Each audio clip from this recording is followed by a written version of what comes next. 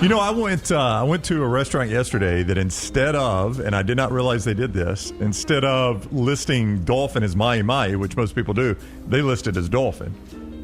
Which I've always heard they call it mai because they feel like people won't order dolphin because dolphins are appealing lovable animals. Yeah. So it's two separate things. Mahi is a fish and dolphin is a mammal. Mai is dolphin. It's dolphin. It's called dolphin fish. Yeah, D-A-U-P. Well, I know. Yeah, like Dolphin Island. No, but I'm saying that's why they call it mai because people will think it's the dolphin and they won't eat it. Like the Miami Dolphins. Yeah. Not the Dolphin Island outside of Milledgeville. Right. So Costco memberships come with a variety of perks, including access to discounted products and services. However, TSA recently debunked the rumor that customers' warehouse club cards substitute for a real ID. I'd never heard this before. Apparently, this is a real thing. TSA proclaimed in an X post on Wednesday, June 4th, quote, "We love hot dogs and rotisserie chickens as much as the next person, but please stop telling people their Costco card counts as a real ID because it absolutely does not." Does not. So that's not your star ID right there, the Costco card? That is not a star ID. Get you right in Costco does not get you on an aircraft. Have you guys talked to anybody that's been turned down because they haven't had the star ID? No, but just to show you how our relationship works at the house.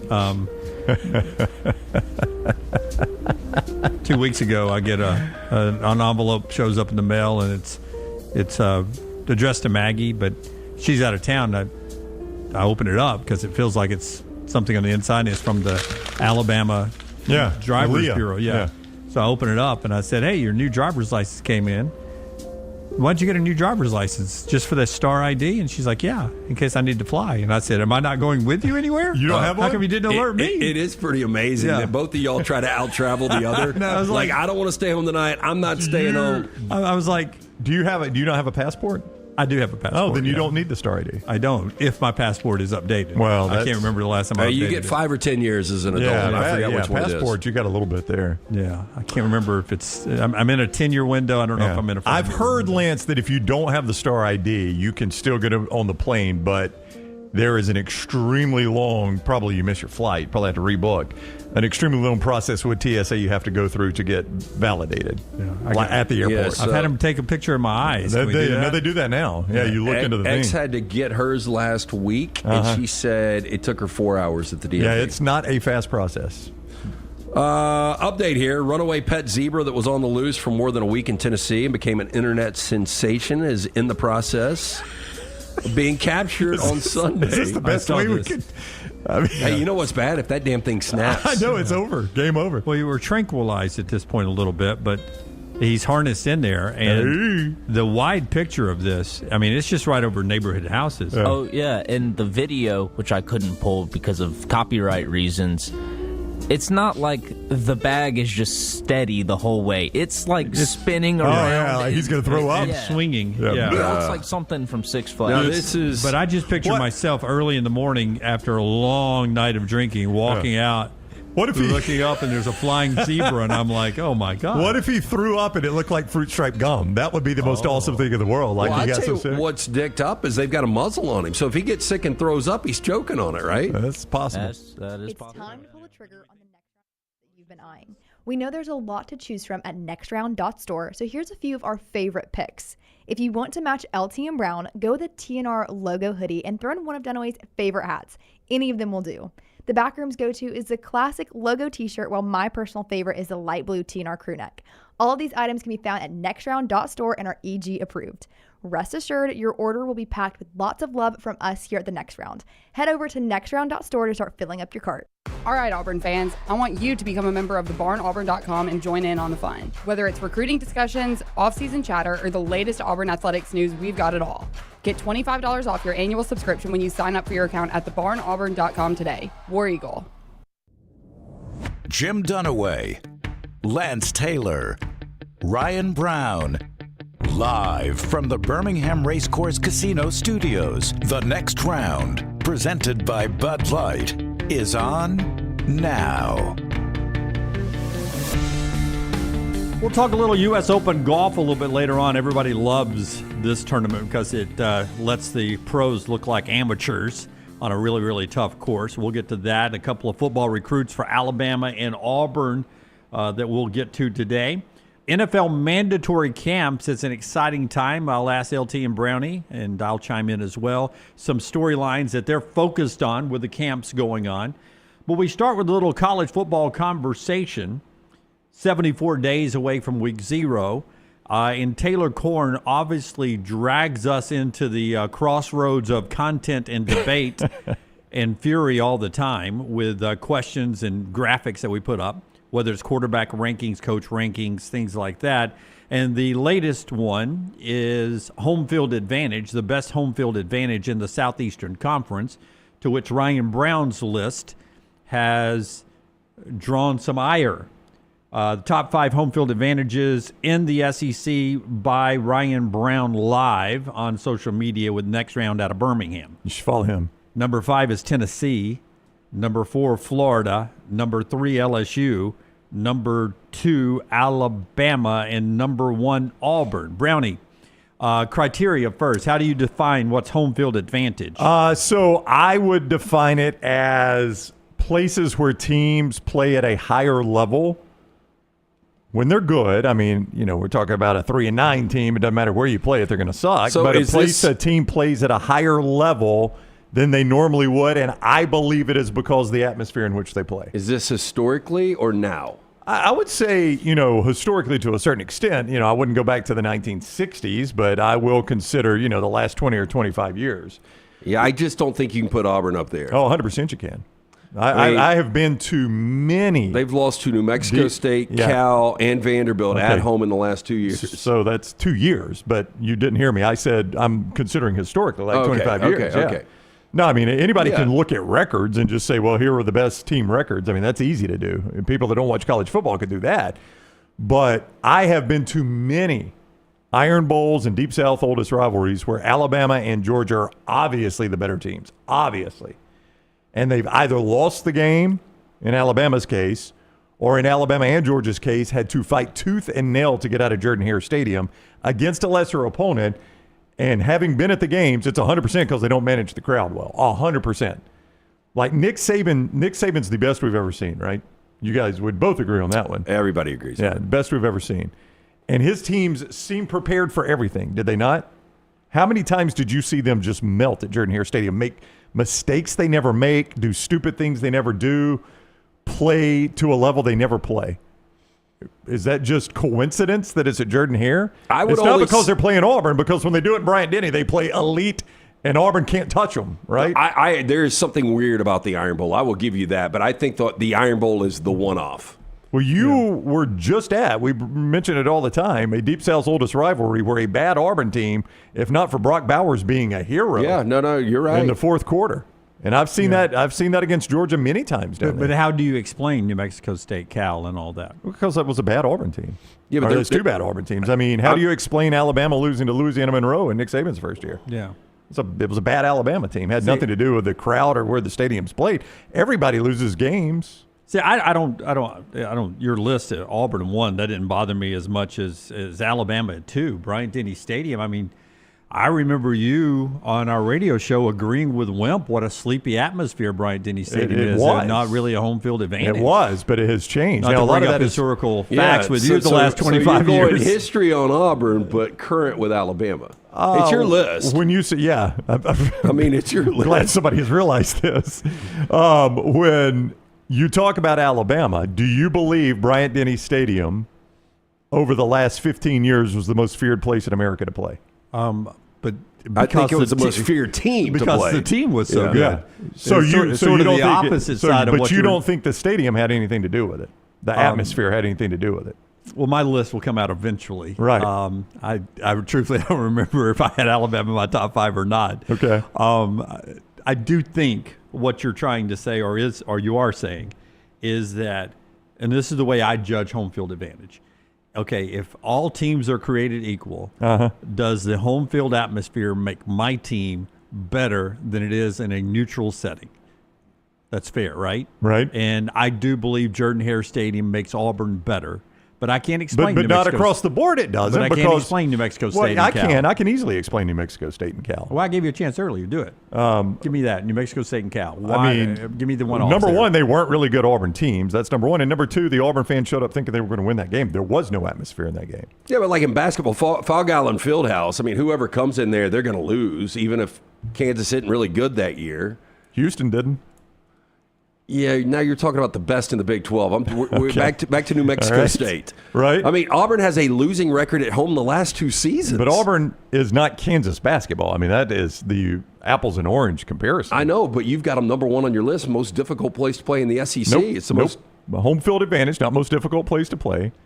And I'm basing it on where I have seen a home stadium lift a team well above who they are to beat good teams or play tight with good teams. I am convinced there is something going on with the Iron Bowl again, but I went back and just looked at the other games. Outside of the Iron Bowl, there's nothing that jumps over the last 5 years. Okay, well, give me something that jumps at other places. Oh, I don't know. I mean, I'm Well, you're making the argument. Give me something that jumps. No, I'm telling you that Auburn doesn't have this great home field advantage. Okay, who does? I don't know. I would have to dig through it, but I'm just telling you, Auburn does. Auburn is 5-8 the last 2 years in Jordan Hare. Again, now you're stuck on 2 years. These Okay. are crappy Auburn teams. I mean, I took a bigger sample size than 2 years. Again, anybody can look at record and say, well, these are the best records Okay, at over home the yet. last 4 years, they've got a losing record at home. Okay. That's a full recruiting cycle. Yeah. Again, if you base this on record, these are easy to do. You would go Alabama and Georgia. They win everywhere. If you base it on record. Oh, I mean, anybody can rank it based on record. The most difficult places that I have actually gone and witnessed games, and the Iron Bowl Jordan Hare is big time. Okay. But LSU and Tennessee traditionally for me. That's right. Yeah. Tennessee's lost a lot of home games over the last 5 or 6 years, 10 years. You can go a long way back with Tennessee. They lost a bunch of home games. Alabama has beaten Tennessee silly at Neyland Stadium. Yeah. Georgia has beaten Tennessee silly at I Neyland would Stadium. say in the last 5 years, Tennessee has a better home record than Auburn. I don't know this for a fact. I would imagine they do. I would say that half the conference has a better home record than They Auburn. probably do. Again, if you want to just look at a 5-year record, then Taylor should have asked us who's got the best home record over the last 5 years. No, I'm just saying I think the Jordan Hare thing is overrated. Would you guys say I go to more games than anybody else on the desk here? I go to maybe one a year. Yeah, so, I go to one or two a year, maybe. Yeah, I go to a lot. I agree with. I mean, Jordan Hare is in the mix. Florida Field, Neyland, Tiger Stadium, Kyle Field. Those are unbelievable atmospheres. See, I think Kyle Field's probably the most overrated. Well, not when it comes to atmosphere. When it comes to winning big games, I understand that. But the atmosphere is intimidating. It's really, really a wonderful atmosphere. Current, looking at the records, as Brown says, longest win streaks in the country right now. On top of the list, the Georgia Bulldogs have won 32 straight at home. Washington, 20 straight. Oregon, 15 straight. Fourth in the country, tied Boise State and Alabama with 12-game home win streaks. But Georgia never gets talked about as a crazy home field advantage. I turn on a lot of Georgia games, and I see a bunch of empty seats in the upper deck. I mean, it is what it is. Now, if it's a big game, they come out. Now, look, Georgia and Alabama are going to be good anywhere. They're the best teams in the SEC over the last 20 years. So they're going to be good anywhere. So I get that they're going to win a lot of home games. But when I watch games at Sanford Stadium, it just doesn't seem like that intimidating a place to play, other than the fact that the team's really that's good. why Alabama Normally by the third quarter, though, the game's over. Yeah. Well, no, this is at the start of the game. I've turned on a lot of Georgia games, and that upper deck in the corner and into the end zone is empty. I'm almost certain that is student overflow. Yeah. In one section it is. Yeah, one section it is student overflow, but that is part of it. And hey, look, it's one thing Nick Saban faulted Alabama was not necessarily that it was empty to start the game, that it was empty to end the game. But that's normally Alabama was up 40 at that point. I'll go back. I told this to Forrester. You know, he was telling me that you were getting in some debate on social media about your list, and I was like, is it Alabama at 2? Because that's the one that jumped for me, because Alabama's been so good. You don't think of Bryant-Denny of a home field advantage place because Alabama's good, Georgia's good. I never think of Athens because Georgia's always so good. I never think of Tuscaloosa because Alabama's always so good. Yeah. When it comes to home field advantage, I always think about the teams that are sort of not really good, that play better because they're at home. Okay. That's how I get to it. Then do that for me Yeah. in the SEC and see how No, hard that is. Auburn is number one. Auburn's on my list. Yep. Auburn's on my list. Okay, and then who else? LSU's on my list, except when they play Alabama. Well, you know? they've never played well against Alabama at Tiger Yeah. Stadium. But That's they are history better that's there. longer than They're 25 years. Florida's on my list. They play better in Gainesville than they do on the road. And Yeah, but see, and these are down Florida teams, but there was a time that the Swamp was the most feared place to play in America. yeah. Florida And- also was so good there, too. Those They Florida teams were good. Yeah, but you went to games at the Swamp. That place was deafening. Yeah, it I was it there. affected the I have opponent. learned that all of these lists, from quarterbacks to coaches to home field advantages, are getting a lot of people riled up. Yeah, they do. That's college football. That's why I love what we do, man. I mean, people are passionate about I don't college even know football. if I did the home field advantages. Did you do it? I know I did. I just don't know I thought we all did the same ones. when it came out. I think we all did the same ones, yeah. Probably just hasn't been dropped yet. They'll drop mine and Lance's later on, and it'll be funny if mine and Lance's Yeah. matches Yeah, Brown's so you'll exactly. have Auburn number I one. probably have Auburn one. That would be awesome. I hope I've got LSU one. That would be so the show. Yeah. Yeah. And my stance on Tiger Stadium has often been misrepresented on this show by my two friends here on the desk. I think Tiger Stadium is a very difficult place to play.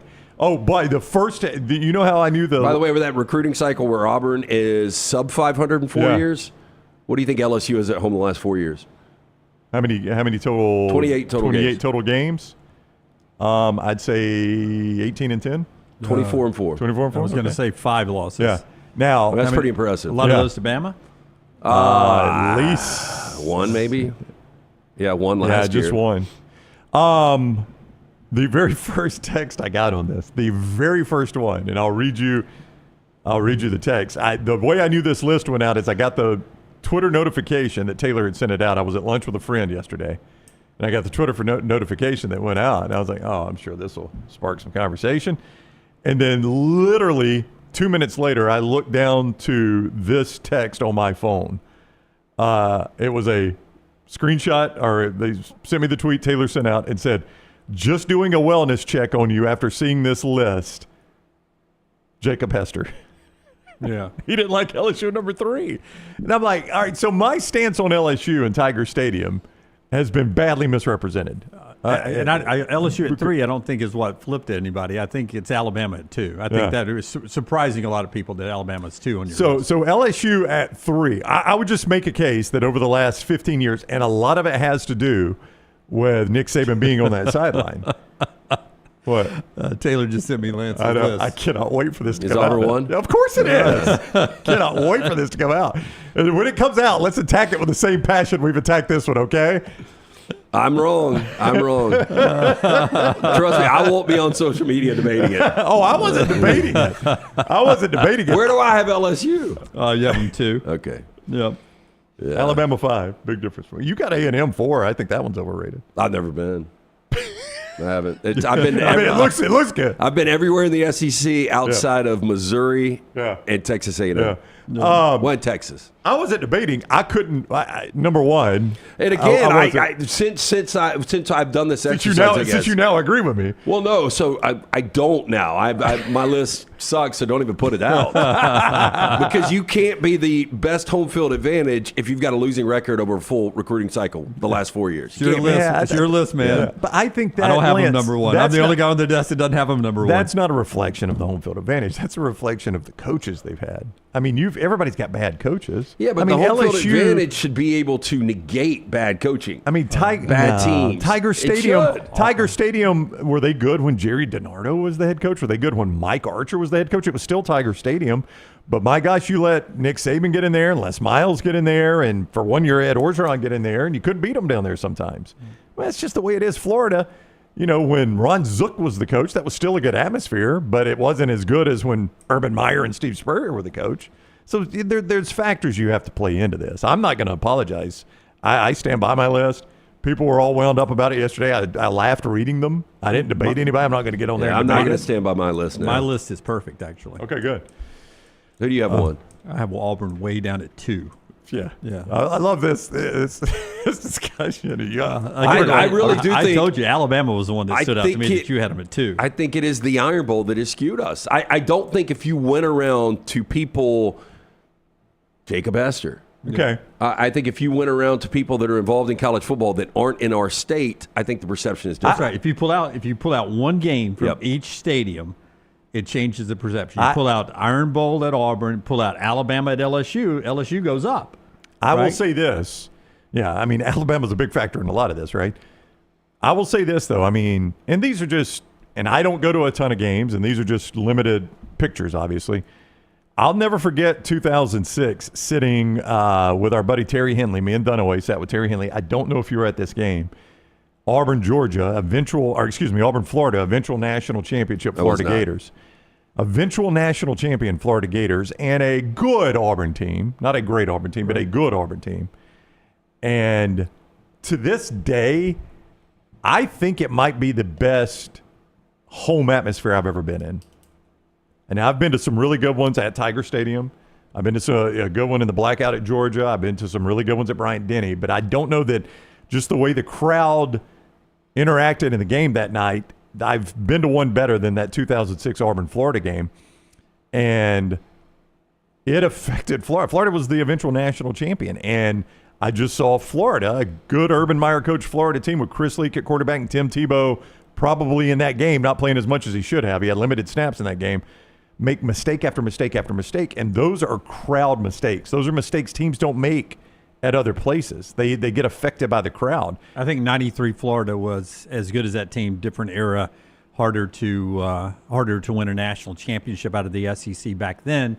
That Florida team got beat at Jordan-Hare by a team that went 11-0, but that Auburn team didn't belong on the field with that Florida team in 1993, and Jordan-Hare Stadium helped them win that game. Yeah. I see that crowd, and it's a compliment to Auburn. Their program has not been as good as Alabama and Georgia's. Nobody would argue that over the last 15, 20 years. Yeah. But I have seen routinely that crowd lift their team up. It's just a difficult place to play. I bet you if you ask players honestly, I bet you Auburn would show up a lot more than you guys would imagine. Well, maybe I don't know. You had them number one. I bet Auburn would show up a lot more than people would imagine. Lance's list: Auburn, LSU, Florida, A&M, and Alabama. For me, it's LSU, Auburn, Tennessee, Florida, and Alabama at number 5 there.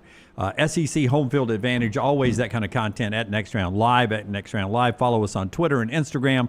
Like, subscribe, thumbs up on YouTube as well. Comment, it helps us out. And hit those automatic downloads in your podcast home, whether it's Apple or Spotify. A lot more college football coming up in the show, including Rhett Lashlee, head coach of SMU, who's on the show, coming up at 10:30 Central, midway through hour number 2, straight ahead. Did you remind him last year we were good luck? Absolutely. Well, he's 1-0 at making the playoffs. On times he's come on the show. I just remember when he was on last year, he was a lot of fun, but we also talked about, if I think we made the point, if you do something special this year, which I think you will, you got to come back. That's right. In fact, Forrester may want to check the end of that interview. I think that's the way we ended it or began it, that if it ends up being the year we think you're going to have, you got to keep coming back. We're going to be your good luck charm. Show being brought to you by a couple of great sponsors. One of them, our friends at Storm Restoration Roofing. You can go and get those roofs checked out after all these massive storms. More blew through the area yesterday. 205-542-3531. 205-542-3531. Greg from Pell City. Listen, a lot of you are texting or calling Greg right now or hitting him up on Facebook. That's wonderful. He is getting back to you as soon as he possibly can. He's getting to everybody, and it is the kind of work you want done on your roof. Trust me. A-plus rated with the Better Business Bureau. Be patient. Give him an hour or two or half a day to get back in touch with you, because you'll want to use him. He's the best in the business. As I said, A-plus rated, works great with your insurance providers. He can walk you through the process when it's not as stormy as it's been, not as rainy as it's been. He can also help you replace an old roof, gives you that free no-cost roof inspection, full roof replacements, got a builder's license. He can help you with some storm damage as well. 205-542-3531, locally owned. 205-542-3531. Storm Restoration Roofing, or Greg from Pell City on Facebook, and our buddy Alexander Shunnarah, trial attorney. That's right. A national firm with Southern roots is Alexander Shunnarah, headquartered right here in Birmingham for more than 24 years. They've grown to more than 150 lawyers, supported by more than 500 dedicated team members. and they've recovered more than $2 billion, maintaining Alexander's core values of integrity, mastery, passion, and success. If you find yourself in need of a lawyer, call the Alexander Shunnarah Trial Attorneys. You pay nothing unless they win your case. Shunnarah.com. That is Shunnarah.com. Braves win. We sometimes on this show we oftentimes only talk about the Braves when they lose or on a 7-game losing streak. They make a big win last night in Milwaukee. Play again there tonight. Matt Olson with a big home run. Bats came alive. Pitching was good from Chris Sale. Braves win that game. A's outfielder Denzel Clark, who's only played 16 games in the big leagues. Best catch of the year. He had a great catch earlier this season in one of his 16 starts where he crashed in the wall but made a catch. But last night, maybe the best catch of the year when it's all said and done, and one of the best you'll ever see. Can't show you the video, but this is him over the wall in Anaheim. That's insane. And it was perfectly like the way he timed it out running up the wall. And I forgot what the video game was back in the day, but you had to do it like. Look at that. I mean, I remember that. That's Lance. old school Torrey Hunter. Yeah. King Griffey Jr., but I forgot what the video game was, but you had to do it perfectly. Yeah, I remember the game you're talking about. But he did it perfectly. That's an 8-foot wall, right? That's an 8-foot wall. Yeah, 8-foot wall. And at least 3 feet of him is over the 8-foot wall. Yeah. Yeah, he uses the spikes to go up the wall. Yeah, you can fall over the wall and it still be an out. Though I don't know how umpires know you held onto the ball, but him staying in is part of it. But like you guys, I don't know if I've seen that much of a body over and then you not go over the wall. Core strength, is that what it is? I don't know. I mean, it's incredible athleticism. That's what it is. Yeah, he made that play. It was unbelievable. I think it will be the catch of the year. And for a young guy who's only played 16 games, he's been worth the show. You get excited about a great defensive play like that? Oh, yeah. As opposed to just a home run? Yeah, I mean, I would rather see a right fielder host somebody at the plate than a home run. Oh, really? Well, and a nice collision, too, which you don't get anymore. That's a lot of rock. Yeah, I will. That is a lot of fake rock. I think, in Anaheim, right? You think that's like that foam rock you can put on your fireplace? Yeah, probably. It always looked fake to me. I don't think they brought in that rock, Well, that'd right? be expensive if they did. Oh. Why would you? You know, I've got one of those. When they stopped doing diving boards, we got the pool built. Oh, it's been almost a decade now, but we got a jump rock. You guys have seen it. Yeah. But I remember when they dropped that jump rock, they did it like 6 in the morning, and they dropped it in the cul-de-sac. Yeah. And it really was like an earthquake. And that was one rock. It took 2 dudes basically all day to move one rock. And that's a lot of rock. Yeah. I would say That is a lot of rock. What at your pool golf? That is hole number 1, 2, 3, 4. No, that's hole 9. 9. You're almost you're at the turn. That's at the turn. Wow, there's that many before we made it halfway around the pool. Well, I guess Yeah, it's and halfway you gotta have a great front 9 to have a really good round. Yeah. Yeah. Well, the Back 9 is back 9. You know, Back 9's U.S. Open. They say the pool golf starts at the back 9 in Lance's pool. Yeah. You know? Front 9, is it Augusta? I mean, back 9 you can score low at Augusta. Amen corner is the rock through the pit. It's the fire pit. Yeah. Rock through the fire pit. The fire pit is by far, the fire pit 18.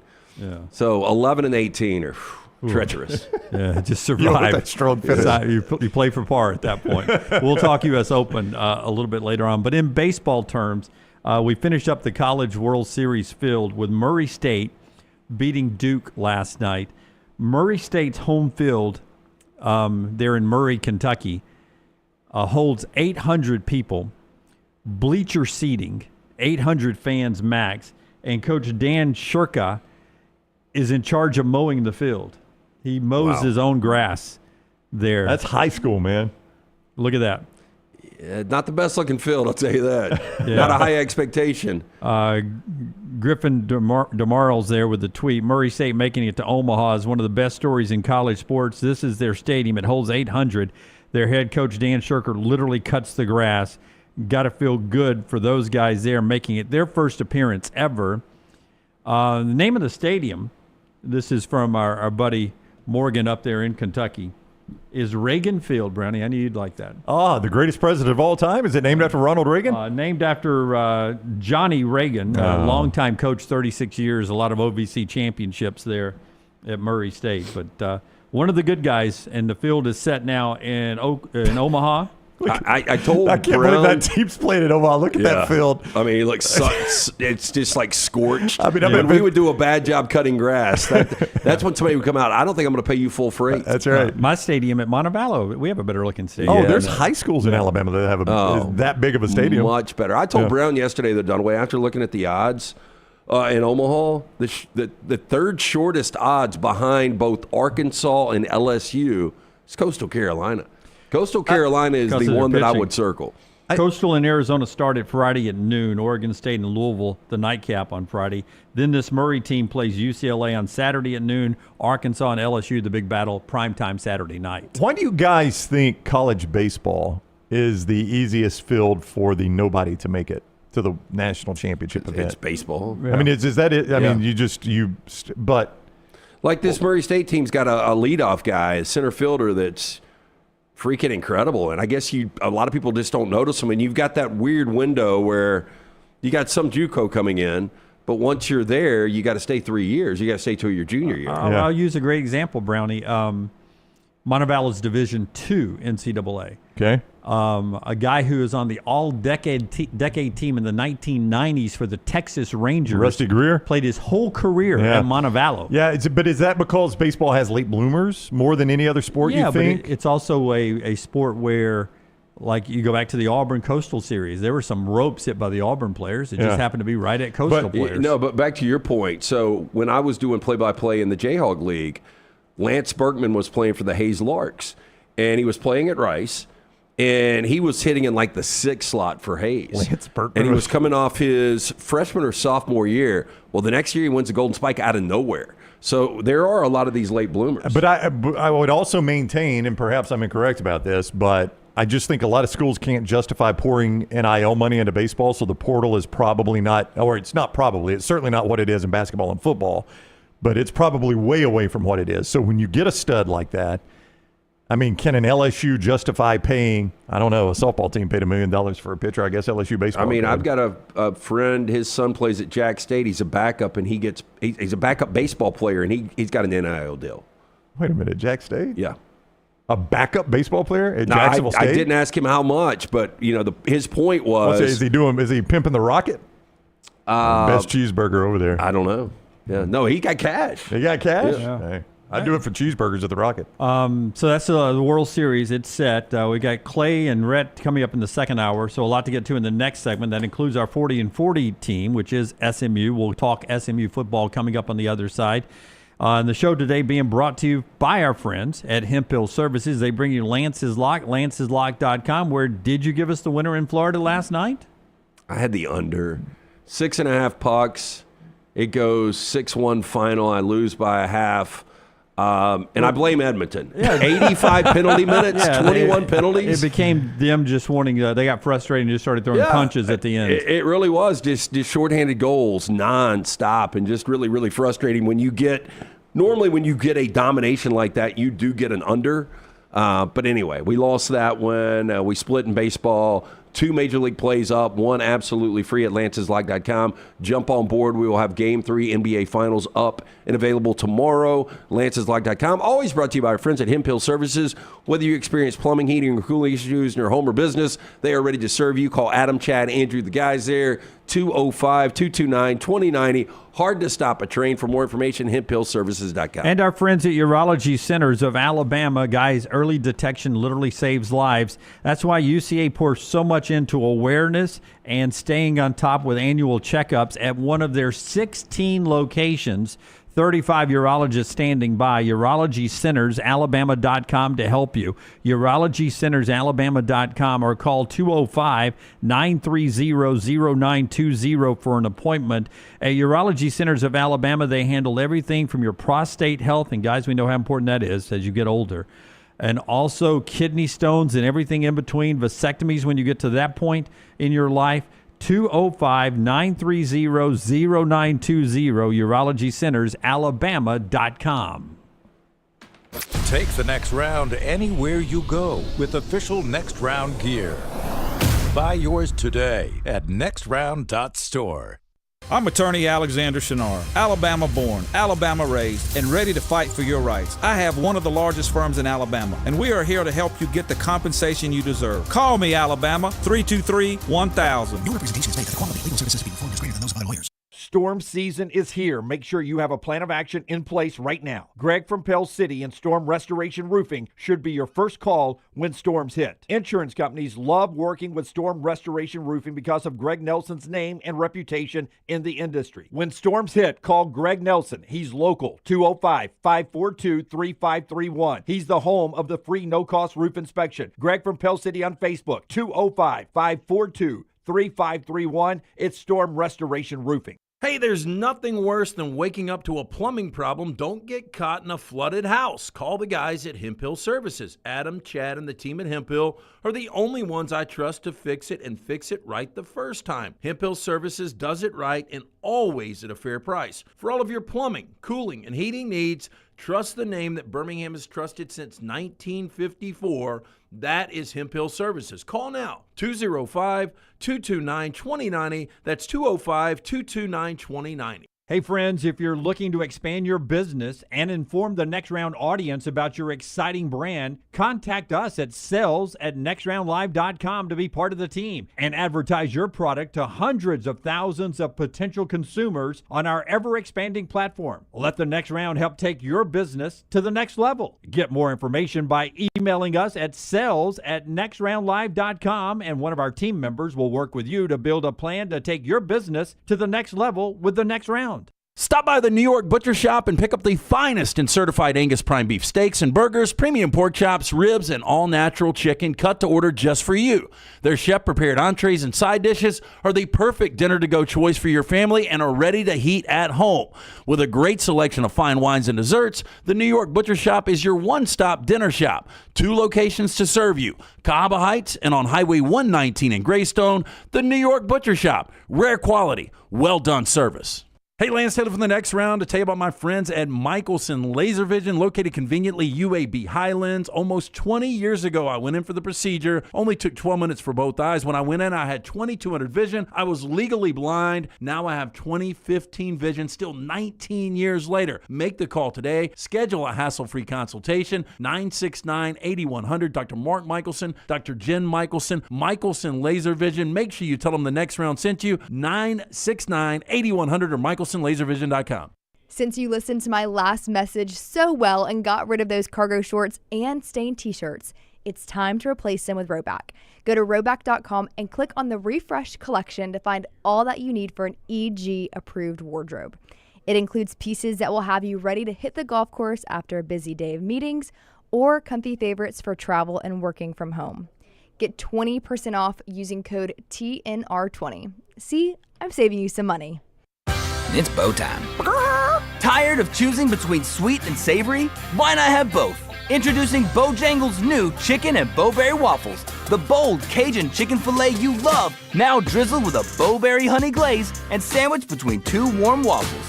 Which means your favorite meal of the day just met your new favorite dish. And lucky for you, it's served all day. But it's only here for a limited time, so try chicken and bowberry waffles at Bojangles today. It's bow time. I'm attorney Alexander Shunnarah, Alabama born, Alabama raised, and ready to fight for your rights. I have one of the largest firms in Alabama, and we are here to help you get the compensation you deserve. Call me, Alabama, 323-1000. No representation is made that the quality of legal services being performed is greater than those of other lawyers.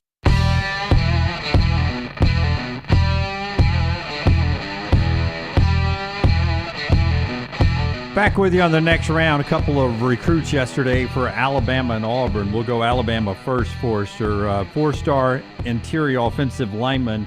I'll butcher all of his name. Here we go. I was waiting for this moment in the show today. I'm going to squeeze it down to... can I just tell you this? Samala Utu is the way I'm going to go. Samala Utu. Somebody texted me this yesterday and says, I know y'all don't do a lot of I promise you this happened. I know y'all don't do a lot of recruiting, but can you please get Dunaway to do this story on the show tomorrow? Caden Samala Teletupia Utu Lali. All right, like Shea Gildress-Alexander's SGA. Give me. Even the new Lilo and Stitch? Do we call this guy KSTUL?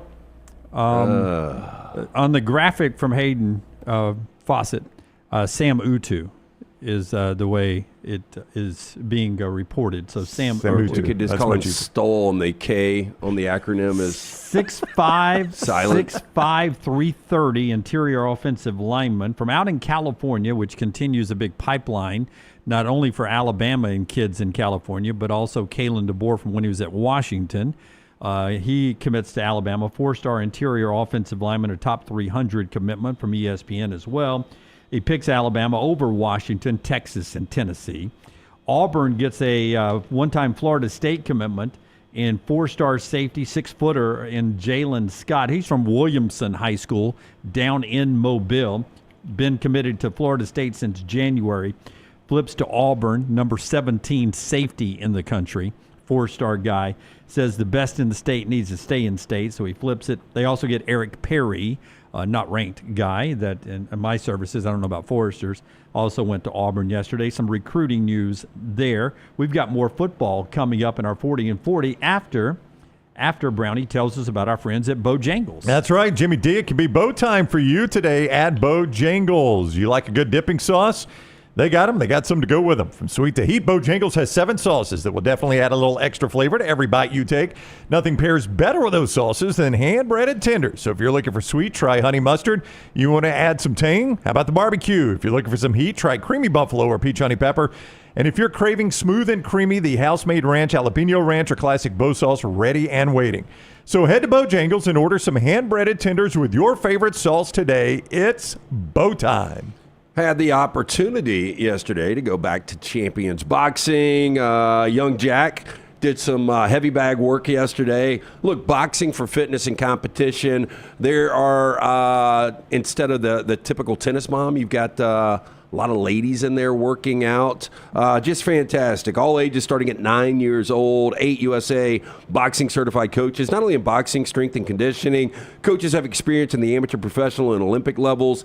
Anyone looking for a workout different than just traditional throwing up weights, come check them out. Located in Pelham, right behind the Purple Onion. On Instagram at Champions Boxing AL, Facebook at Champions Boxing AL. The official sports boxing coordinator for the 2025 World Police and Fire Games held in Birmingham this July.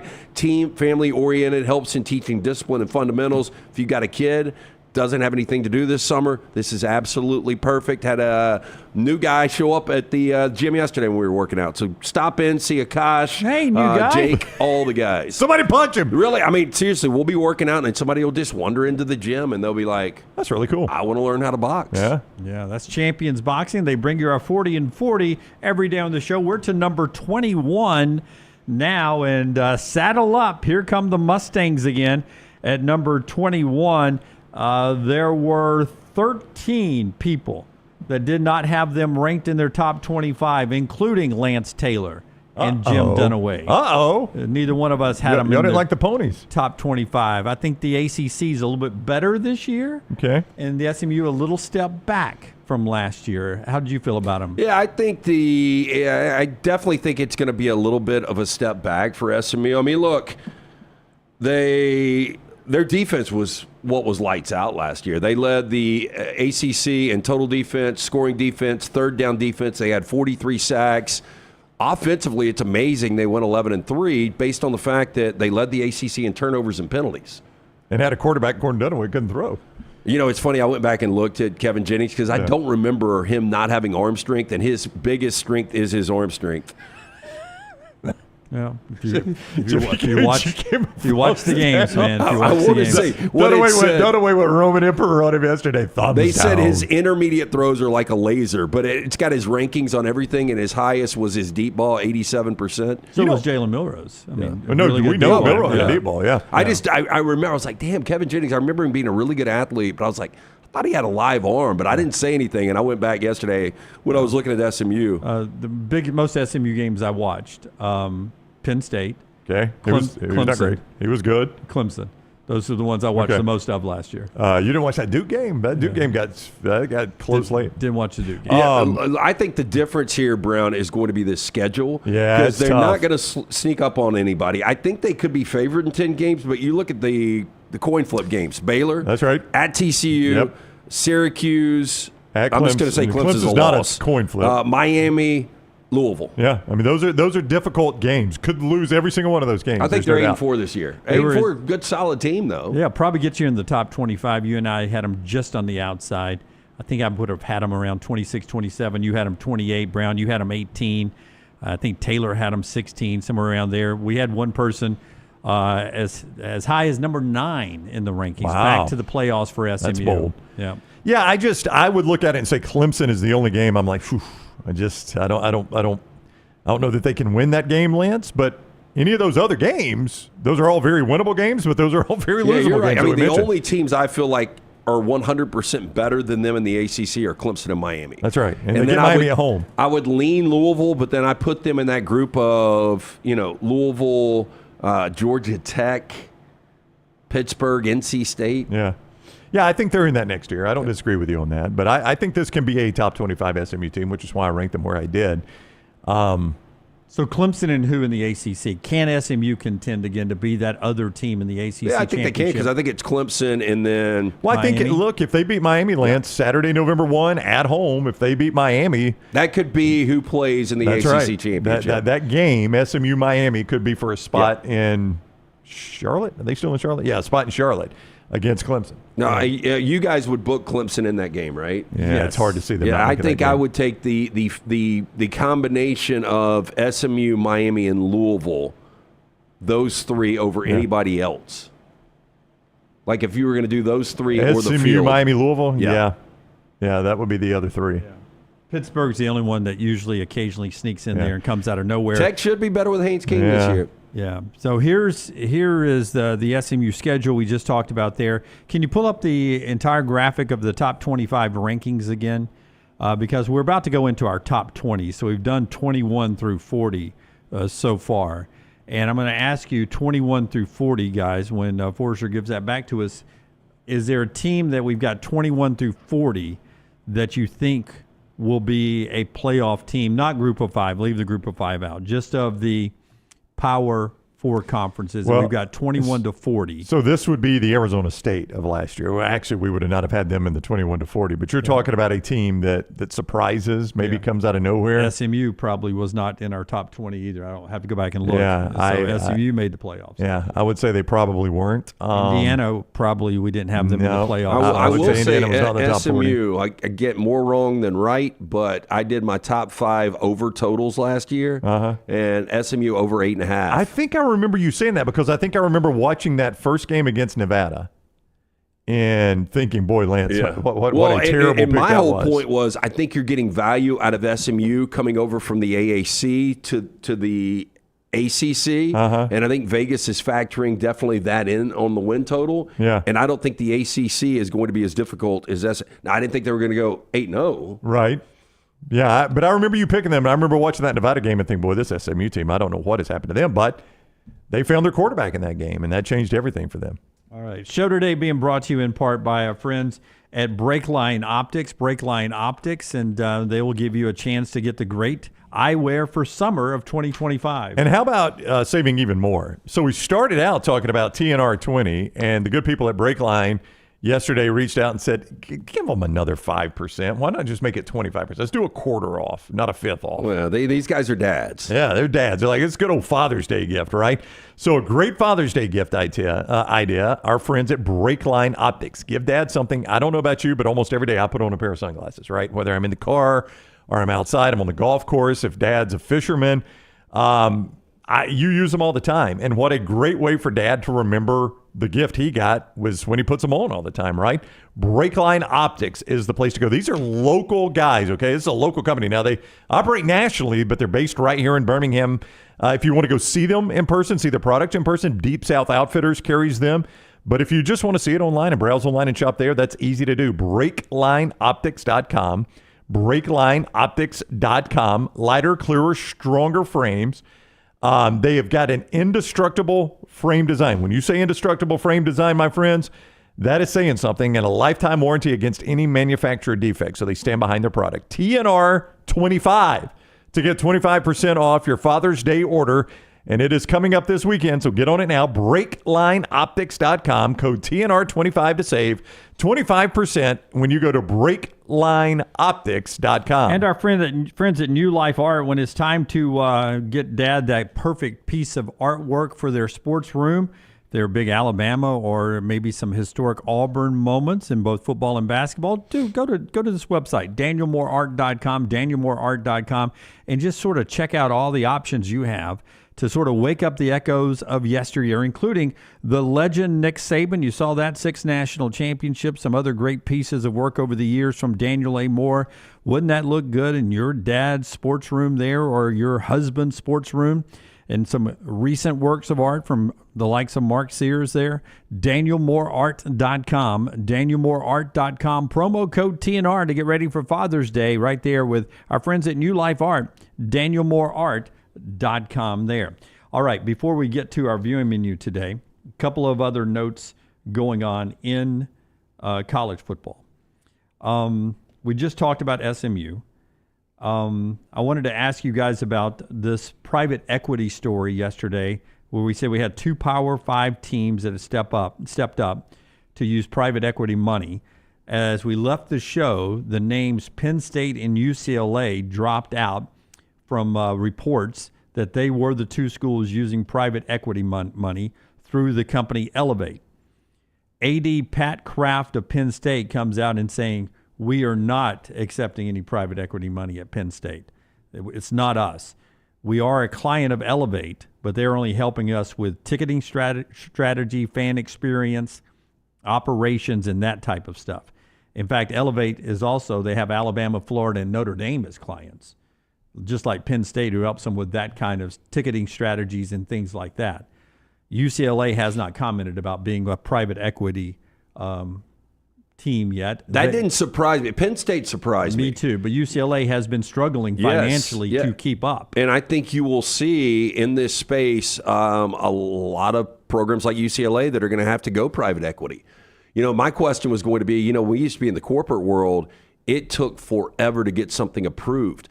Like, how difficult would it be if you're Penn State, if you've got different people with different ideas to get everybody on board with an old school institution like that in the Big Ten to go into the private equity realm? Basically, you're selling a share of your athletic department to somebody, right? Yeah. Because they're gonna loan you money, capital, and then they're gonna take some of your profits. So think about some of the great restaurant concepts.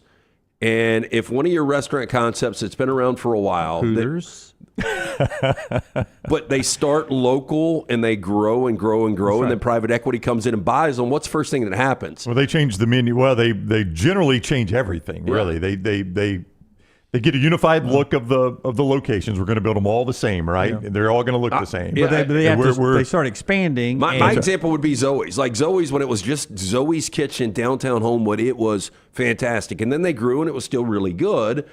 And then they sell. And I'll never forget, in 2016, I was sitting at the bar in Redmont, and the private equity group came in, and we're just talking, and I didn't know who they were. And we started talking about different things, and they kind of said what they did. And, of course, I was very honest and transparent that night, telling them, boy, you guys have really digged up the menu. Well, they did. They changed the menu, and that's what happens. Food quality goes down a little bit because they're cutting corners. That's right. We're cutting corners, and then we decide, well, you know what? It is – I know everybody loved this dish, but we just don't have a good profit margin on this dish. So we're going to take that off the menu. It was a great quesadilla. Yeah, I mean, so we got to get it back to we got to pay the profits to the private equity. And what they also know is that when I introduce my product to Charlotte, North Carolina, they haven't eaten at the original one. They don't know what they're missing. So they're not going to know that they don't get the thing that was the most famous thing in the menu. They're just going to like the rest of my menu. I'm not going to say all, but I think most suffer a little bit with quality when you get sold. Now, how that affects a athletic program is going to be fascinating, because there's going to have to be some kind of fallout when they're cleaning fat and they're really leaning this thing down and watching cost. But at some point, you basically have stockholders.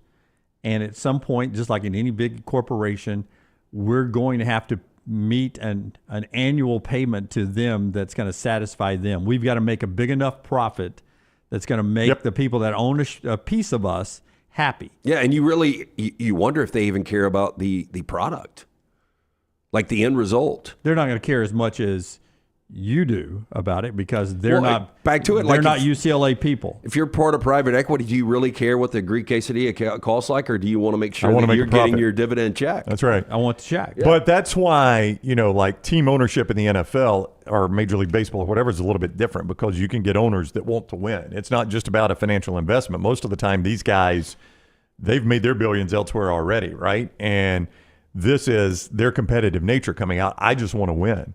Like, I don't know if y'all think Jerry Jones is a good owner or not. I think I think his passion is almost a deterrent. I was going to ask that, like, whether you think Jerry Jones is a good owner or not. Do you think there's any owner in the NFL that wants their team to win more than Jerry Jones does? No, I mean, I think his blind spots, though. I think he's created his own blind spots because of his love for that product. I don't disagree with you. He operates the Cowboys, it seems, like a fan would operate the Cowboys. Like if you just went and plucked a Cowboys fan out of the stadium, gave them $50 billion, and said, now you can own an NFL franchise, it feels like that's the way Jerry operates. And I don't know if that's the way it would be in college sports done away if we go to private ownership. I don't know that it's – I mean, are we talking about single owners? Like a family owns, like such and such family owns Alabama football? Well, right now, no. There's big corporations, yeah. Well, I know that, but I'm saying what do we eventually get to? Because I'm with Lance. If it's the big corporations – it loses that personal touch. But who makes that call?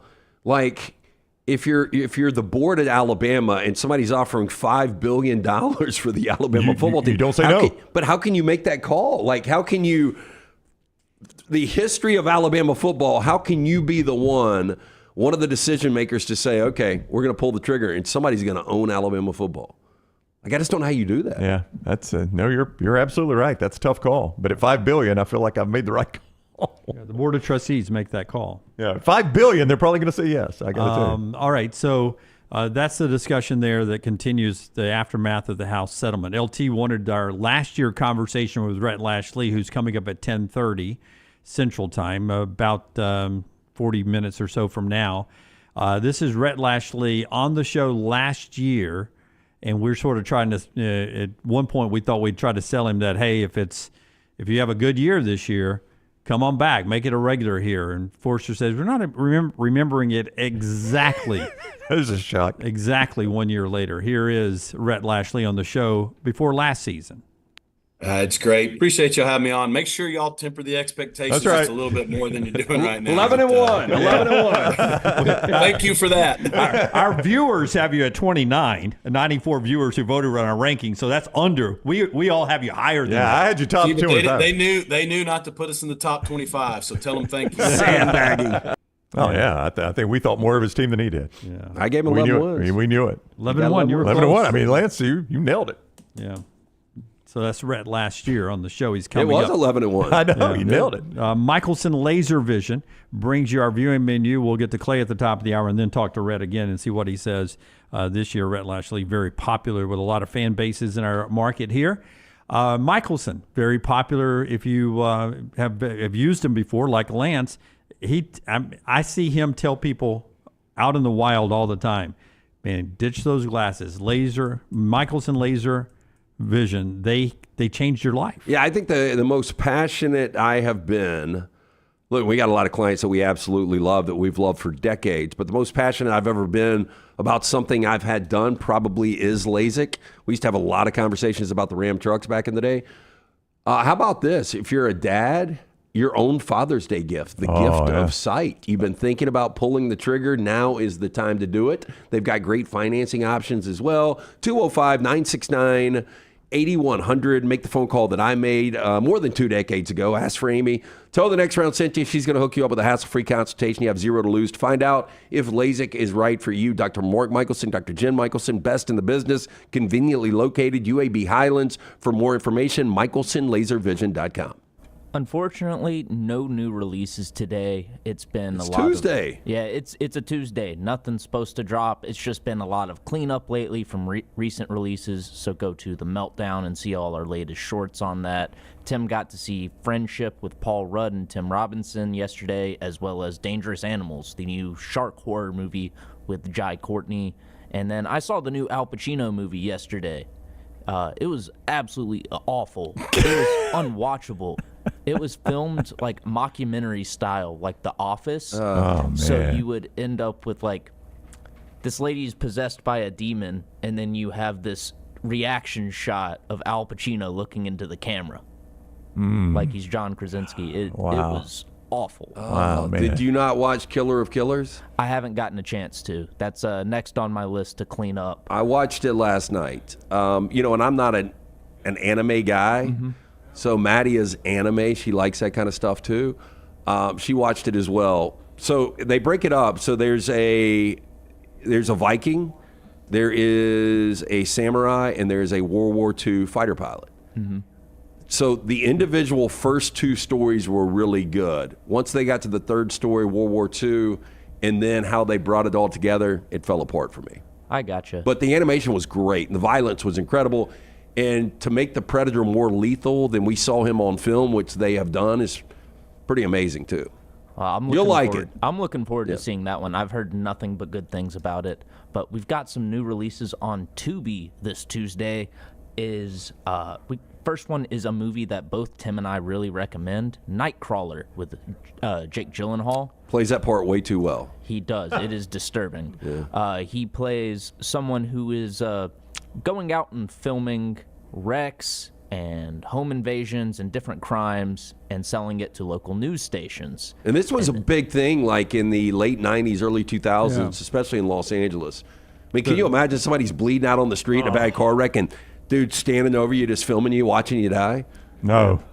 Not helping you, filming you, watching you die. There are early days that turned in eventually to TMZ, right? Did y'all ever have that in your television days? Did you have a reporter that was kind of gung-ho and they would try to... I could tell by the tilt of that head. There's no, there's a yes in there. I think you would appreciate this movie, Jim. There was one, I can't remember if it was local or... Because there was a day when it was so competitive between CBS, ABC, Fox, NBC. We would always have...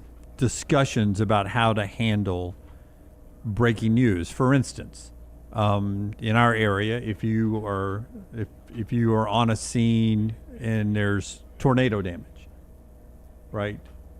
Do you assist in helping rescue, or do you film the rescuers rescuing somebody who's caught trapped in the Now, I know what I do, and and you know me, I'd always say this in the meeting. That's true. I said, you guys, in my America, you guys pay me a nice check, but if I can in any way help, I'm going to set the camera down. I'm going to go help. And, that's right.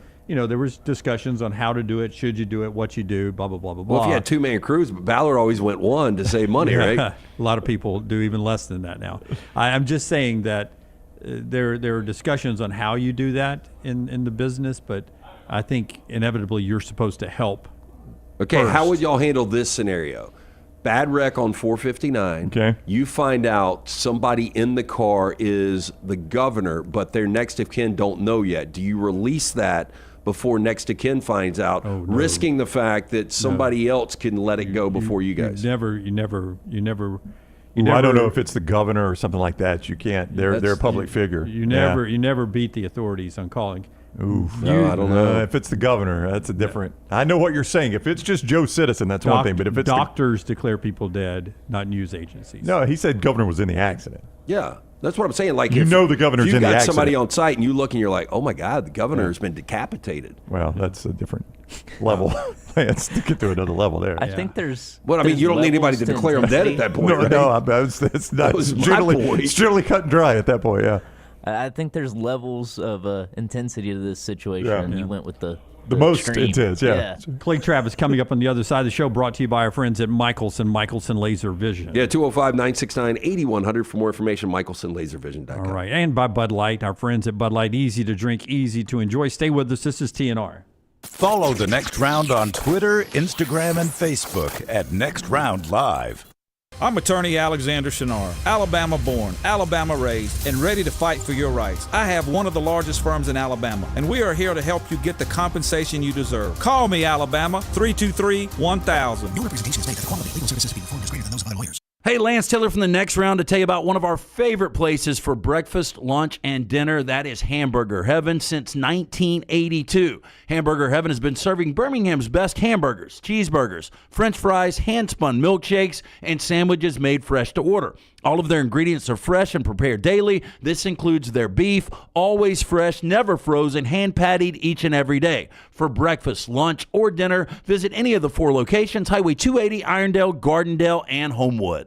When you crave activity like we do, you belong in the Roback family. Get the best golf wear, hoodies, and activewear for men and women at Roback.com. Use promo code TNR20 to get 20% off your order. That's Roback.com, promo code TNR20. Remember the name Way to Wellness if you're battling weight loss in your life. I'm Jim Dunaway from the Next Round. There was a time I was over 216 pounds until Way to Wellness helped me lose 45 pounds, and now for over 2 years, they've helped me keep that weight off. Here's their website, aplanforme.com, aplanforme.com. That's a great name for a website because there's no cookie-cutter plan. Everything is designed specifically for you. No contract, no sign-up fees, and your first consultation is free at Way to Wellness. The World Wide Web is a large place. Find all your favorite people and content in the same spot. NextRoundLive.com is full of wonderful tidbits about the show you know and love. Find our gear, listen to your favorite personalities, follow our socials, and enjoy your trip to NextRoundLive.com. Hey, you. Days warming up. Looking like spring. And at New Balance Birmingham, we've got the thing. What pops and what's fresh? Check the selects. Come together at New Balance Birmingham on Highway 280, right next to Chick-fil-A. New Balance Birmingham, we got now. Want more of the show? Download the app or visit nextroundlive.com for the latest podcast, The Mystery Fifth Hour, our Not For All Ages podcast, The Last Call, and the entire Double Down Media podcast family. All at nextroundlive.com and on the Next Round app. Do you need some refreshed college wear to represent your team this year? Shop Roback's Game Day collection that includes both Alabama and Auburn. From quarter zips to hoodies, Roback has it all. Get 20% off on us using code TNR20 at roback.com. Hey, there's nothing worse than waking up to a plumbing problem. Don't get caught in a flooded house. Call the guys at Hemp Hill Services. Adam, Chad, and the team at Hemp Hill are the only ones I trust to fix it and fix it right the first time. Hemp Hill Services does it right and always at a fair price. For all of your plumbing, cooling, and heating needs, trust the name that Birmingham has trusted since 1954. That is Hemp Hill Services. Call now, 205-229-2090. That's 205-229-2090. It's bow time. Tired of choosing between sweet and savory? Why not have both? Introducing Bojangles' new chicken and bowberry waffles. The bold Cajun chicken filet you love, now drizzled with a bowberry honey glaze and sandwiched between 2 warm waffles. Which means your favorite meal of the day just met your new favorite dish. And lucky for you, it's served all day.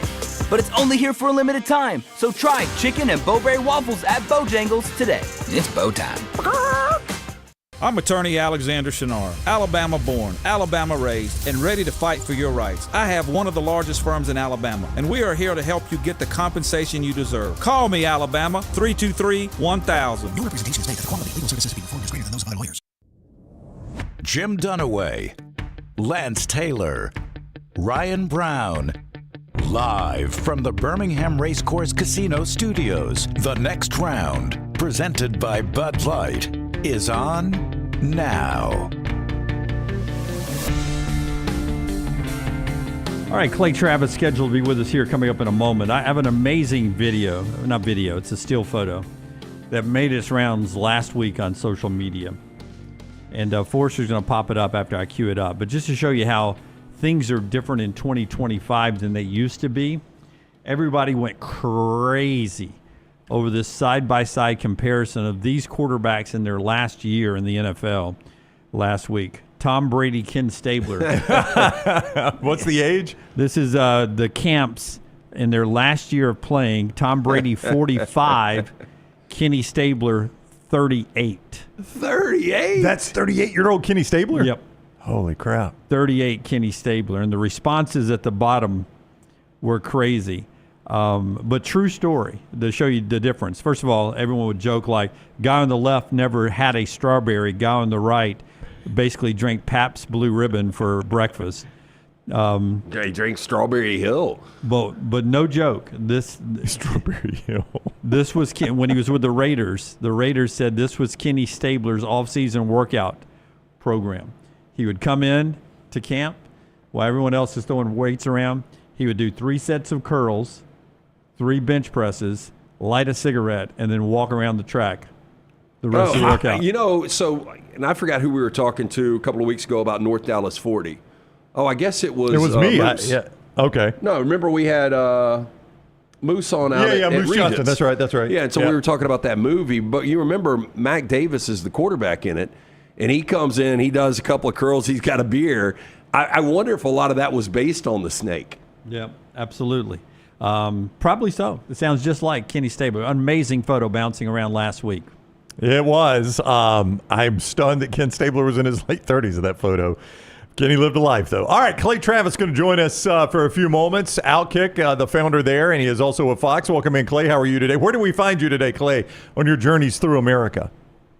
I'm in Washington, D.C. I've got a meeting with the president on Thursday in the Oval Office, so I'm up here for several days. Are you moderating Elon Musk and Donald Trump right now? What happened to your buddies, man? They went off the rails against each other. They did. I think they're coming back. It's a little bit like, guys in a pickup basketball game that decide they don't like a foul and they shove each other. And then, a day later they're out chasing girls. So I think they'll be fine. So yesterday we are doing our 40 and 40 teams and 40 shows. It's voted on not just by us, but we've got a large panel of audience members of the media that vote in this thing. And Tennessee yesterday was number 22. If I told you Tennessee finished the season at number 22, as a Tennessee fan, you would say what to that? Well, if they finish 22, my expectation would be that would make them probably 8-4. Yeah, 9-3 would have you higher than that probably. Yeah. Yeah, I think so. I would say 8-4 would be a disappointment. Given where Tennessee has been the last few years. I know they went 8-4 and won a bowl game to go 9-4 a couple of years ago, but you got 11-2, 9-4, 10-3, but advanced to the playoffs. So I would think that most Tennessee fans, given the quarterback situation, would be okay with 9-3. But I think it would be disappointing you go 8-4 because if you go 9-3, you probably lose to Georgia, Florida, and Alabama.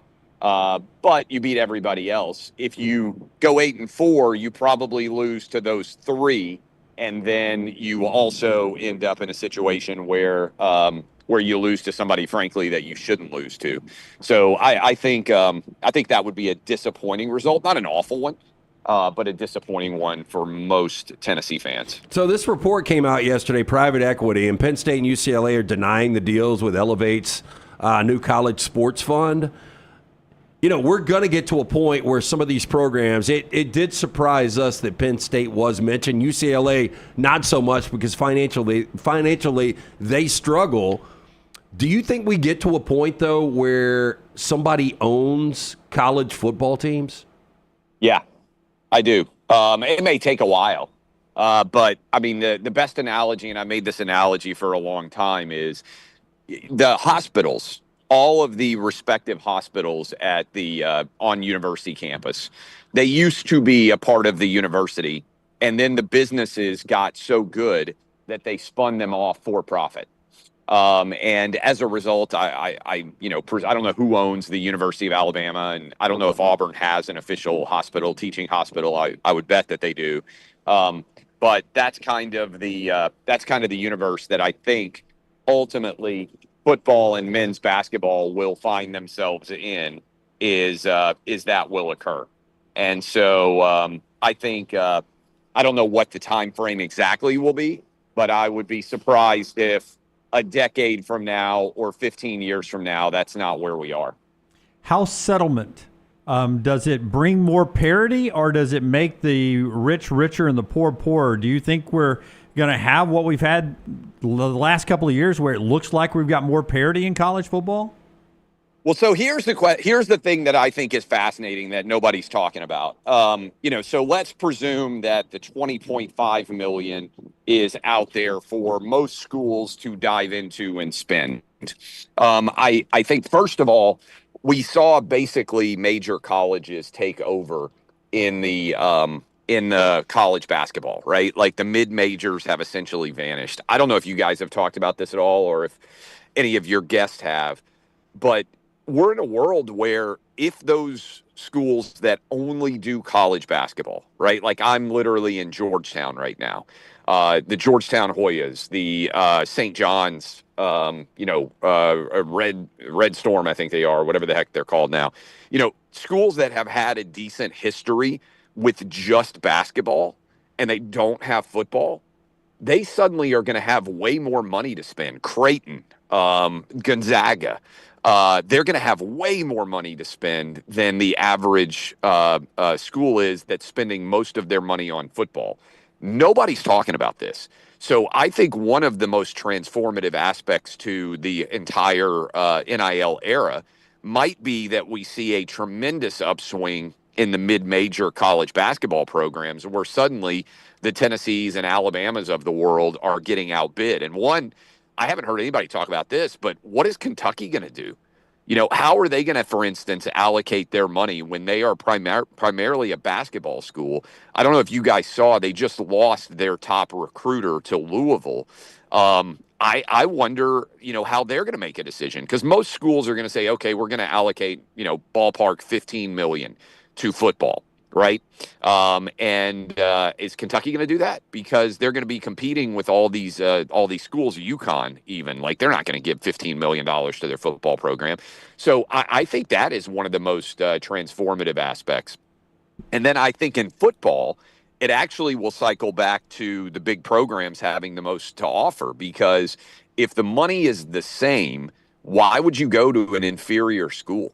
Like, why would the inferior school, and I'm not trying to be dismissive, but they have the ability to pay you more. That can make up for the fact that they don't have a 100,000 seat stadium or incredible facilities, right? And so I think the big dogs in football are likely to get the money back. And then the second part of this, so that's my first part analysis. My second part is, who in the world is going to determine what is and is not a fair NIL? I know they have this clearinghouse, but that seems like a recipe for disaster, trying to analyze like, hey, well, this car dealership is worth A and this car dealership is worth B, and, like trying to determine. And I think we may just go back to the old school bagman era of college sports as well, where, you knock on the door and the guy with a backpack full of cash is showing up, because that's what usually happens when you try to dilute otherwise the marketplace. So those are my, kind of big thoughts, I think. And finally, we're going to see a Title IX lawsuit. It is inevitable that these women are going to argue, and I don't blame them, hey, we get even scholarship dollars. Why are we not entitled to $10.25 million of this ourselves too? Because otherwise only a couple of $1 million at most of the $20.5 million is going to go to female athletes. Clay Travis on the Alexander Shunnarah Trial Attorneys Hotline, on the Shunnarah Hotline is where you find Clay. Excuse me, Clay. Alabama Athletic Director Greg Byrne today on WJOX with our buddies Cole Kubelik and Greg McElroy said that in his eyes, this is going to greatly diminish the need for NIL donations. In fact, said in that interview that Yay Alabama would go from an NIL fundraising arm to basically a content producer for Alabama athletics. Did you see this making that quick of a turn where these schools, at least Alabama and their athletic director, are basically saying, we don't really need the collective anymore right now? Nobody's asking me for money for the first time in several years at these collectives. And so I do think that what Greg Byrne is saying is to a large extent true. Look, I think, and I'm talking about places that I went as an alum or that I've donated to before, a variety of different schools. It was Vandry, GW, where I went to college, undergrad, University of Tennessee, obviously, where I've donated based on my family connections over the years. So I think there was a tension there, but the endowment programs that they tried to put in place, by which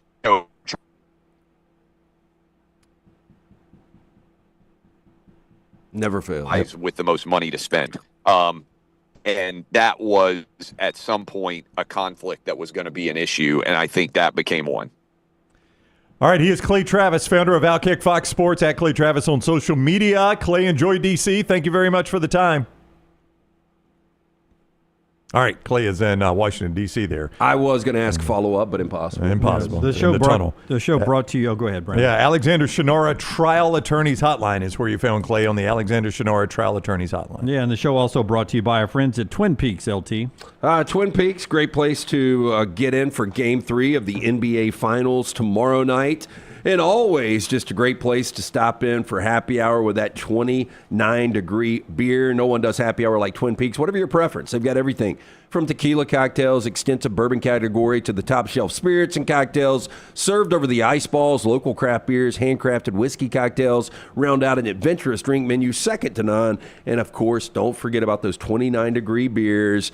And the countdown to Miss Twin Peaks 2025 is on. Go to 2025misstwinpeaks.com to learn more. But stop into one of those great locations right there in 3D. It is Twin Peaks. And our friends at Wader Wellness, your journey to healthy living right there. The website at planforme.com, planforme.com. It is something that all of us like me struggle with at times, and that's all of a sudden you look down at the scale after enjoying a summer or a football season, and you've gained 15 pounds, 20 pounds, and you're not where you want to be anymore. Well, it's time to jump on a plan that can help you lose that weight. It's Wader Wellness. The website is planforme.com, planforme.com. It's named that because every plan's different. No cookie-cutter plan. Leslie and her board-certified team can hook you up with injection therapy, meal replacement, protein bars, a variety of different treatments they have for you there. Planforme.com. You get a free consultation, no contract, no sign-up fees. It's all with our friends at Wader Wellness. So many of you have done it, used it over the years, all the way back to our days at Jocks, and now here at the next round, and it works. We have a lot of people that can back that up, and you can find out how it can work for you by going to the website, planforme.com, planforme.com. It is Wader Wellness, your journey to healthy living. A couple of things on my sheet that Clay had touched on there. One of them is maybe a bad sign for Mark Stoops. His longtime assistant, one of his top coordinators, the associate head coach at Kentucky, Vince Morrow, is leaving to go to Louisville to be the general manager there of the roster, basically. He's going to control recruiting in the roster as the GM, leaving his on-the-field duties with a 3-year deal pending at Louisville, just down the street at Rival. Doesn't look good for Mark Stoops if you're a guy that's been with you a while is bouncing. Well, and it's even wilder that he's leaving prominent on-field position. Would you call it a prominent on-field position? I mean, he's associate head coach. Head coach. Yeah. To be a general manager, to not even be technically, I probably need to go heavy air quotes on here, an on-the-field coach. Yeah, but I mean, that's pretty wild. If you are the general manager, you've got more control over your destiny than the associate head coach. You do, but I think these guys, they love coaching, man. They love grinding the film, and which you'll still do that as a general manager. Yeah, look, you're still really involved, and you're building something, or at least you're helping build something. I think for Stoops, the equity that he has built can quickly go away. Coming off the 4-8, we talked about how difficult schedule is this year for Kentucky. If they post another 4-8, who knows? But with that buyout, I know it's going to be difficult, but I think there probably is something with him looking at how really secure is Stoops right now. So what are we dealing with? What are we spending here as colleges? $20.5 million? Is that the number we're spending? It's 20.5. Could be. By the time we actually get down to the nuts and bolts of it, it could end up being around $23 million. All right, so let's use $23 million. And Kentucky, it is believed, has spent how much on a basketball roster? I think you said this yesterday. $20 million. Oh, Kentucky has spent 20 on a basketball roster. That's what he said yesterday. Okay. I know they've got, according to most experts, second best portal class behind St. John's. I don't know, because my question was going to be, let's say you spent $12 million on basketball and $12 million on football at Kentucky. I mean, yeah, or 13 and 10 or whatever. Well, and this is why, and not to get off on this, but back to what you brought up with Clay, with Greg Byrne coming on, with Greg and Cole this morning and talking about, I don't know how that holds up. You know, you brought up the first thing yesterday on Monday's show was we're about to get back to the old Wild West, and I agree. Like, how collectives aren't going to be involved anymore in this, Well, because you would think that they would add the additional funds that you need to get a Cam Newton. I don't think collectives are the Wild West, though. I think you're saying the same thing as Greg Byrne is that it's going to be the Wild West because it's not going to go through collectives anymore. It's going to go through Joe Thompson Chevrolet. You're going to go lean on him as a booster and say, hey, we really need this quarterback out here doing commercials for your inventory. And we need him to be paid this amount to do commercials for your inventory. What Greg Byrne is saying is, and he literally said this, is you aren't just going to be able to do an Instagram post for a donut shop and make $100,000 anymore. Now, that's the rules right now. It's important to say that that's the way it is going to work initially. I don't know that this is going to hold up, but initially that's the way apparently everybody is going to work. But if they're not involved, you don't have transparency. That's at least the Wild they West. control the transparency on that valuation of that athlete. That's the Wild West, though. Yeah, no, I always thought the collectives, the Yay Alabama and the On to Victories in our state, Alabama and Auburn, would be the sort of the clearinghouse to, okay, so Coach, you want Lance Taylor, 4-star wide receiver from Inverness, Alabama. Okay, we can work out a deal. We'll get him pegged up with Joe Chevy, and he'll do this many commercials for this amount of money. I thought they would be the people that would coordinate all of that. That makes the most sense to me. Yeah. And then you can come back again. You're not going to be able to prove the true valuation for a couple of years. I mean, you don't have precedent set yet. Yeah. No. What if it's the player's agent that does that now, though? Well, the player's agent would be it has to deal with somebody at the school. Yeah, that's just part of the third party. But maybe now he deals directly with Joe Thompson Chevrolet. Now, there's a wink and a nod because somebody at the school has said, you need to go talk to Joe Thompson. I think they would like Lance Taylor to do his commercials. And so the agent goes and works that out. It's separate from the school, but little Lance Taylor is still getting the money. Yeah. We'll see how it all works out, but I see what you're saying. And I've got my AI voice figured out where I don't have to do any of the work. That's right. Yeah. I just go down, hi, this is Lance Taylor 4. Yeah, that's going to be part of it. Yeah, I'm sure. The show being brought to you today by our friends at Odie's. Trivia returns tomorrow night. Yeah, tomorrow night we'll be at the original location in Crestline. Join us every Wednesday. Ton of fun. We've been doing it for 17 years now, but me and Brownie and Will Haver will be out there tomorrow night, the original location in Crestline. Get out there early, enjoy the great food from Rodney Davis. You can do that at either location. The newest location in Edgewood, right there on the corner of Oxmoor and Broadway. Make sure you get in, see Will Haver and that great staff. Ice-cold beer buckets full of the Bud Light. Of course, the Odie's famous cup cocktails as well. 2 great locations, Birmingham Institution. It's Odie's Tavern. Keep in mind, we'll do 4 downs here and then talk to Rhett Lashlee. Yankees and Royals tonight, 6:40 on TBS for you baseball fans out there. Free baseball tonight. You get Aaron Judge, who had his 43rd multi-home run game last night. Only Mantle with 46 and Babe Ruth with 68 has more multi-home run games with the Yankees. Max Fried on the hill for the Yankees. He's 8-1 with a 1.78 ERA, the former Atlanta Brave. That happening tonight in baseball. Braves try to make it 2 in a row in Milwaukee. 4 downs starts with First Down. More wins this year. SMU or the Dallas Cowboys? I think I'm going to go SMU. This Dallas Cowboys win total has me spooked on the Cowboys. The fact that it is 7.5 in Vegas, that seems like they'd be a better team than that. Tells me Vegas knows they're not. So I'm going to go SMU here. I wonder where SMU's win total is. I would say 8.5. That would be my guess. Yeah. So I'm going to go SMU. Yeah, I will slide with the Cowboys, and I'll say 8-7-9-8. Cowboys by 1 for me. I'm going to go Cowboys as well. Yeah, I'm going to go 9-8. I think you're right there, Dunaway. I appreciate that. Yeah, of course. Second down. It's been a while since I've been right. I like it. Current job longer, Mike Elko or Rhett Lashlee? Employed as a head coach longer, Rhett Lashlee. At current job longer, I mean, I know SMU is a good setup and everything. I still think Rhett Lashlee has a imminent move. Is that a correct use of the word? Proper use of the word imminent? Yeah. I think Rhett Lashlee ends up coaching a major program at some point. So I think Elko will be at Texas A&M longer than Lashlee will be at SMU.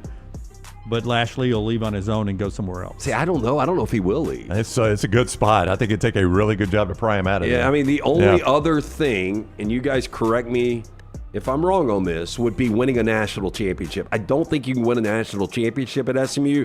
You can achieve absolutely everything else. Though. Yeah. Well, let me ask you, most people consider the best coaches in the world coach in the NFL. Right.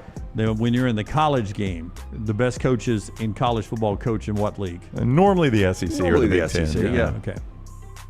Third down. He's coached there before, but Shout out Dabo Swinney. More total touchdowns. Your man Kevin Jennings or Ty Simpson? Can't throw, Joe. Actually, I'll go Ty Simpson. Well, Brown, I may be wrong on Kevin Jennings if we want to bring it up one more time. Wow. Who's the other one? Ty Simpson. Ty Simpson. Alabama quarterback? Yeah. Just for reference, last year, SMU quarterbacks a total of 33 touchdowns. Alabama, do you think it was more or less? I think it was less throwing, right? It seemed like they ran a lot in with Milroe. Yeah, I think Milroe, I've got it right here. Yeah. I'm going to go Ty Simpson. Yeah, I'm Ty Simpson too. Fourth down. That was quick. Celebrity birthdays. Hold on one second. That was very, very quick. Kate Upton, 33. Elizabeth Hurley, 60. In their prime. Upton, Hurley. Wow. So Elizabeth Hurley was 27 when Kate Upton was born? Yep. Wow. I think I'm going to go Elizabeth Hurley in her prime. I think I will too. I'm a big Kate Upton fan, but I mean, she always was. She was healthy, and I'm going to go Elizabeth Hurley. I think I'll go Elizabeth Hurley. Yeah, I think I would lean Hurley, but boy, Upton in her early days. Now, she did fluctuate. Yeah, but Hurley, Upton, and when she did that dance on that photo shoot, the Dougie, I think the dance was. That was a strong video, but I'll go Elizabeth Hurley. Yeah, I'm going to lean Hurley. Boy, she looks good for 60. She does. She's been kept together. Jalen Milroe, 16 passing touchdowns, 20 rushing. Yeah. 20, man, that's a lot. I thought he had more with his leg than his arm. That is our 4 downs today. Rhett Lashlee talks SMU football with us on the show next, and the show brought to you by our friends at New York Butcher Shop, where LT not afraid to roll in there and get the smash burgers or the cuts, the fillets, and he always loves the sides. Well, our man Jim wants to remind you, get Dad what he wants. What is that? Meat. Steak.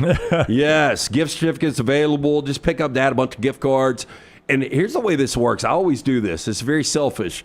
But get Dad a gift or get someone a gift that you can actually benefit off of. You get Dad gift cards from the New York Butcher Shop. You know what he's going to do? He's going to go buy a bunch of food and bring it home. Perfect gift is the gift card from the New York Butcher Shop. 2 locations to serve you. The original in Cahaba Heights, Highway 119 in Greystone. Get in and see Jim and the great staff. Rare quality, well done service. It's the New York Butcher Shop. Follow LT on Twitter at @TheLanceTaylor. I'm attorney Alexander Shunnarah, Alabama born, Alabama raised, and ready to fight for your rights. I have one of the largest firms in Alabama, and we are here to help you get the compensation you deserve. Call me, Alabama, 323-1000. Your representation is made that the quality of legal services to be performed is greater than those of other lawyers. Hey, let me tell you about our friends at Urology Centers of Alabama. Compassionate and comprehensive urological care with 35 physicians, 17 locations across Alabama. Their patient-centered approach to all of your urological needs. Remember, they've got that new men's health center. It is beautiful, helping men with a wide range of sensitive male issues in a comfortable environment. You can always go online, visit urologycentersalabama.com, schedule an appointment with one of their many urologists today. If you're looking to expand business and inform the Next Round audience about your exciting brand, contact us. Send an email to sales@nextroundlive.com to be a part of the team and advertise your product to hundreds of thousands of potential customers on our ever-expanding platform. Join our existing partners in the fastest-growing media space, both live and on demand, and reach the most desirable audience for your business. Get information and more by emailing sales@nextroundlive.com, and one of our team members will work with you to take your business to the next level with the Next Round. Stop by the New York Butcher Shop and pick up the finest in certified Angus prime beef steaks and burgers, premium pork chops, ribs, and all-natural chicken cut to order just for you. Their chef-prepared entrees and side dishes are the perfect dinner-to-go choice for your family and are ready to heat at home. With a great selection of fine wines and desserts, the New York Butcher Shop is your one-stop dinner shop. 2 locations to serve you, Cahaba Heights and on Highway 119 in Greystone. The New York Butcher Shop. Rare quality, well-done service.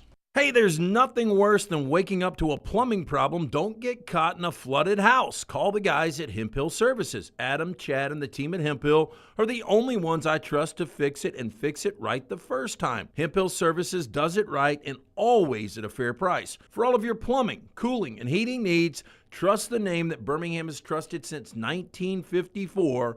That is Hemp Hill Services. Call now, 205-229-2090. That's 205-229-2090.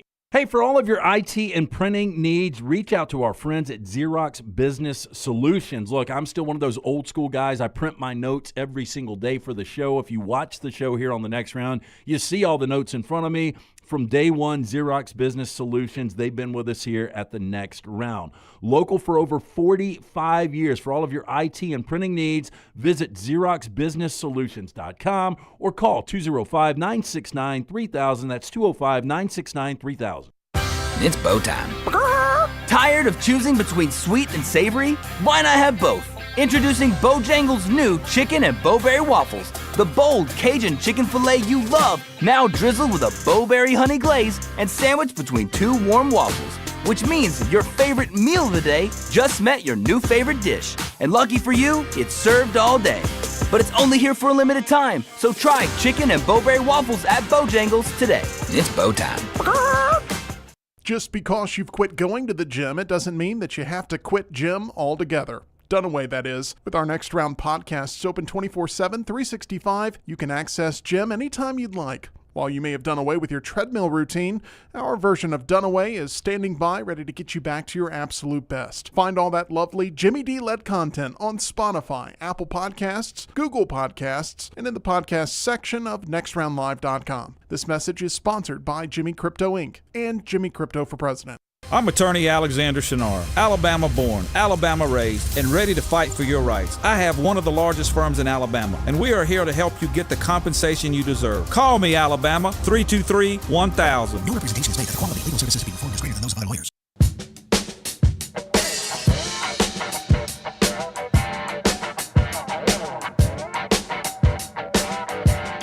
Rhett Lashlee joins the show in just a second. SMU making its appearance again in our top 25, voted on by you, our viewers and listeners, in the longest running fan poll in college football. We're 74 days away from week 0 of the college football season. And the coach is with us now. Our first time to chat with him since an excellent year they had last year, ending up at the college football playoff. Welcome in, Coach. How you doing today?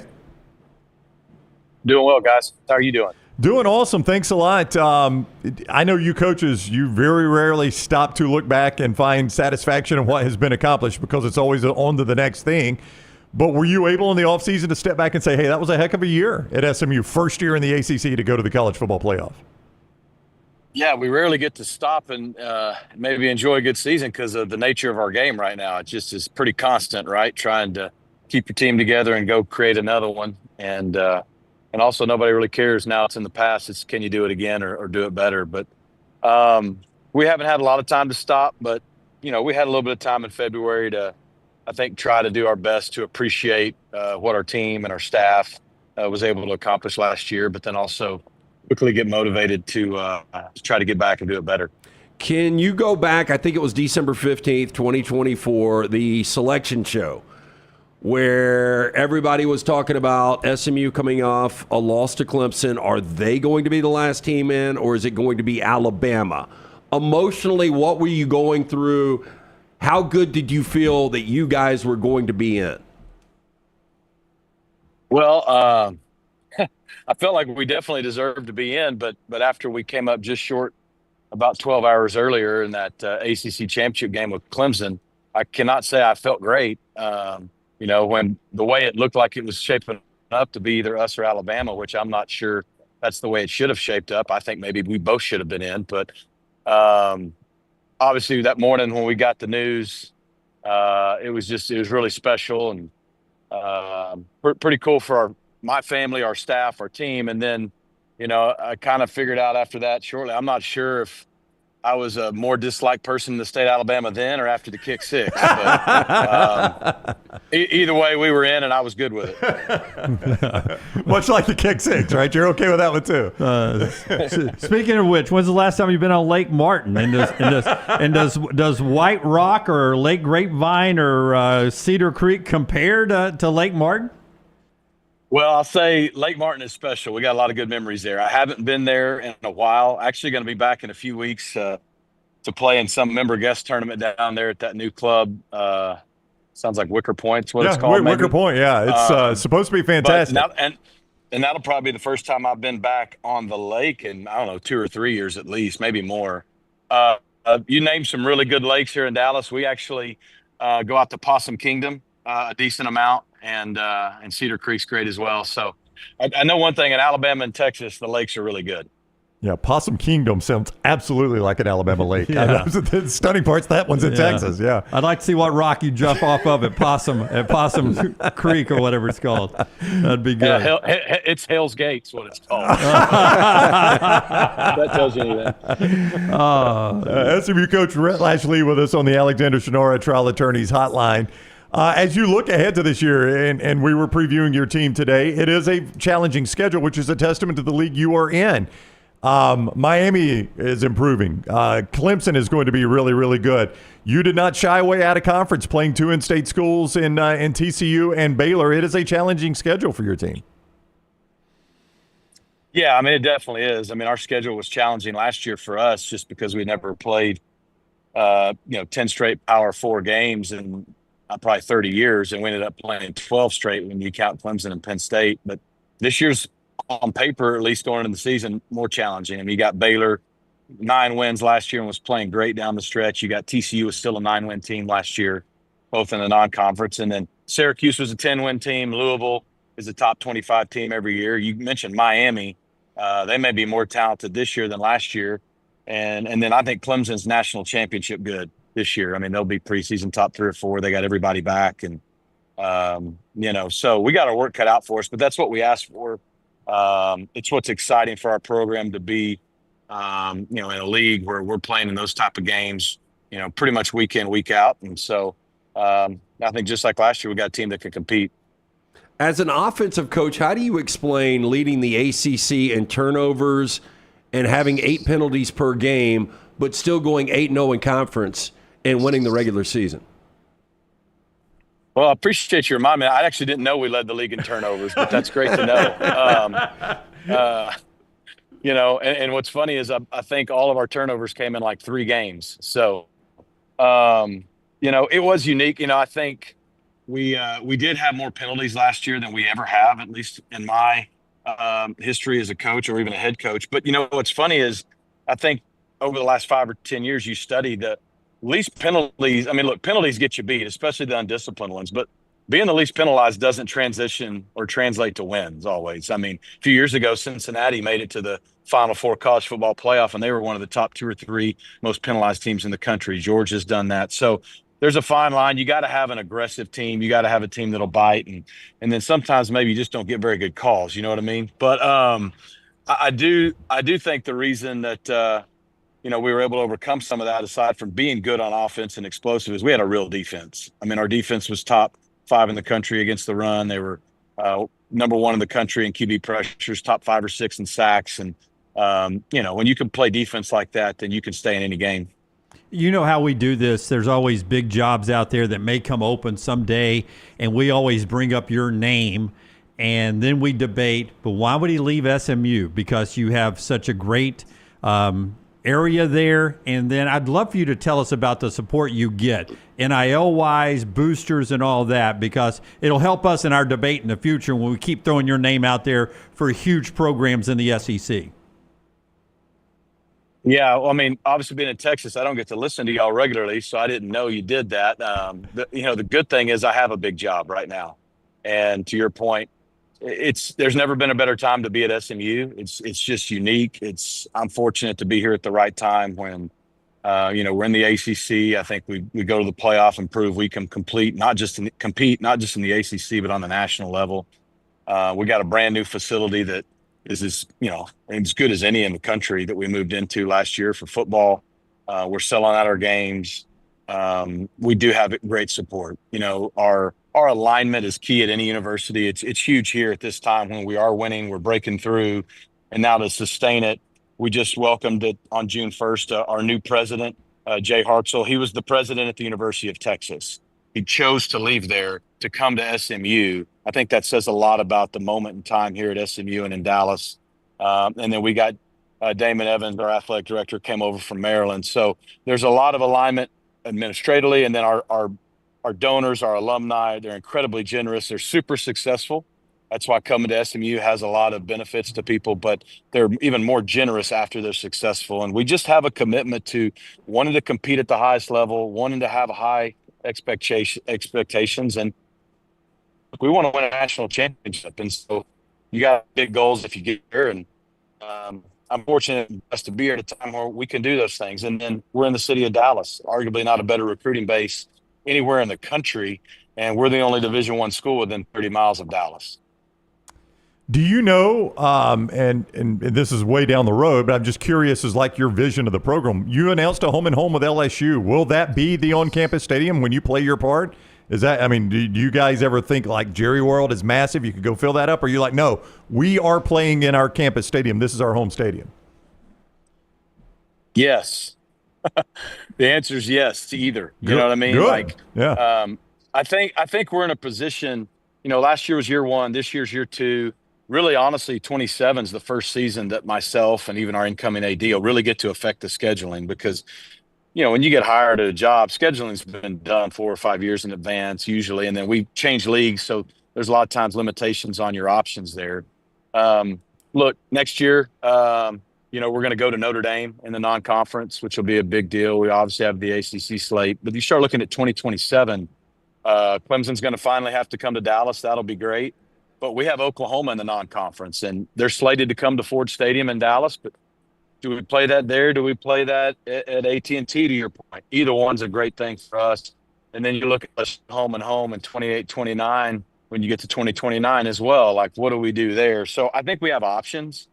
I think the biggest thing is, we want to play on the biggest stage against big-time opponents like that because that's the stage and the level we want to get our program to. And in order to do that, we got to play in those moments and we got to have success in those moments. So I think everything's on the table. We want to play on the biggest scene and the biggest stage we can. Hey, we're going to let you run. 2-part question, though. You mentioned scheduling. How did you guys end up playing at Missouri State and Springfield this year, week 3? And second part, you've been doing this for 20 years now, the coaching gig. What is the most important thing you have learned over your 20 years of coaching? Wow, great questions. The first one, it'll never happen again, I can assure you. We had to play at Nevada last year. We're playing at Missouri State this year. We got great respect for them, but that's not our scheduling philosophy and our how we want to do things moving forward. When you change conferences, usually think Texas and OU when they went to the SEC, they had 2-3 years of runway to figure that out. We found out on September 1st, before the 23 season, that we were joining the league in July, 10 months later. So when you start changing schedules, you don't have a lot of flexibility. And sometimes certain schools can get you in a pinch. If you want to play the game, you don't have as much say in it. This will be the last time we play on the road in one of those group of 5 games, as long as I'm the head coach. So just because it doesn't make sense for us, and that's no disrespect to the opportunity we're going to have to go up there and win. But it's just kind of the way it works when you change leagues. To your second question, it's a great question.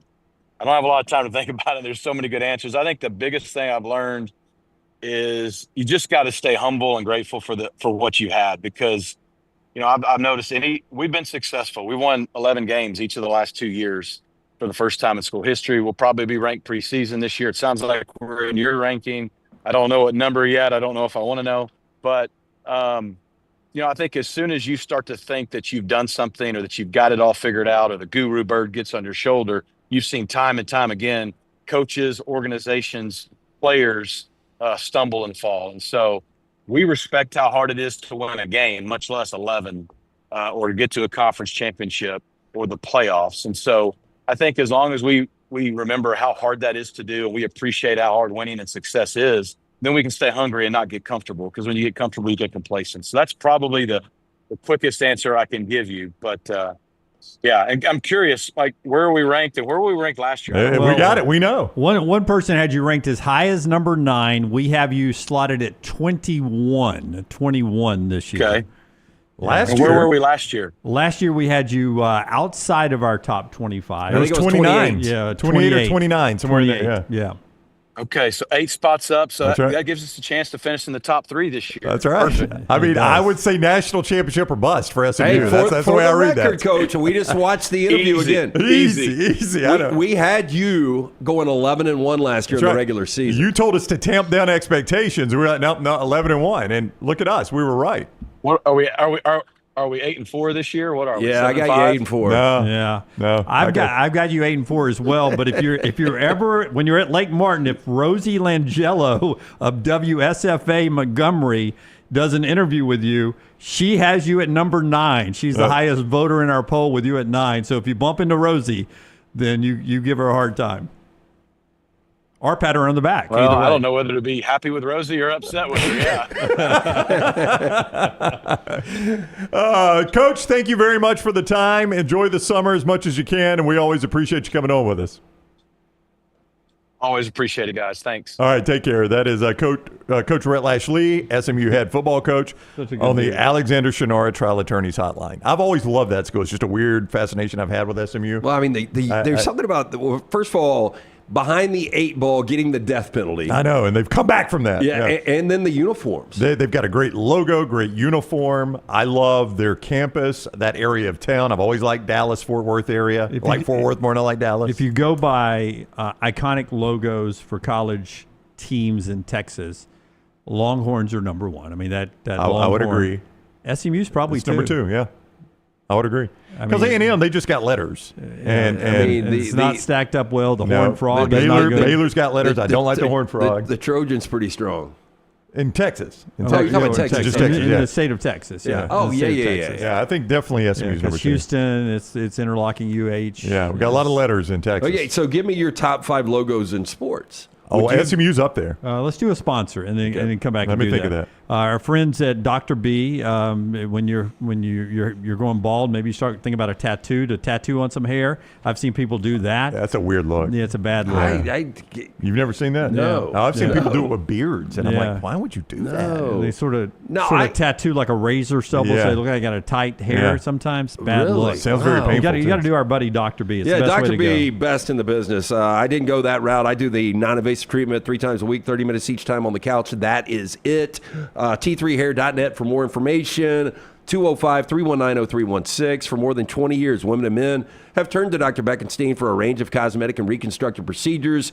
He will use his experience, his advanced training, and genetic testing to help his patients fully understand the procedures they are considering.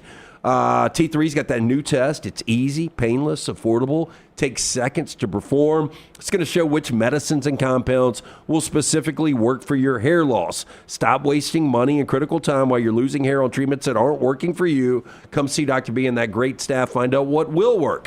Again, call Dr. B and the great staff today. Tell them the next round sent you. 205-319-0316 or T3hair.net. Now, what question did you ask again? No, I was just asking, like, if you had your top 5 logos in sports, not necessarily the most iconic, just your top 5. Yeah, I don't think that's on the helmet. Just any. Yeah.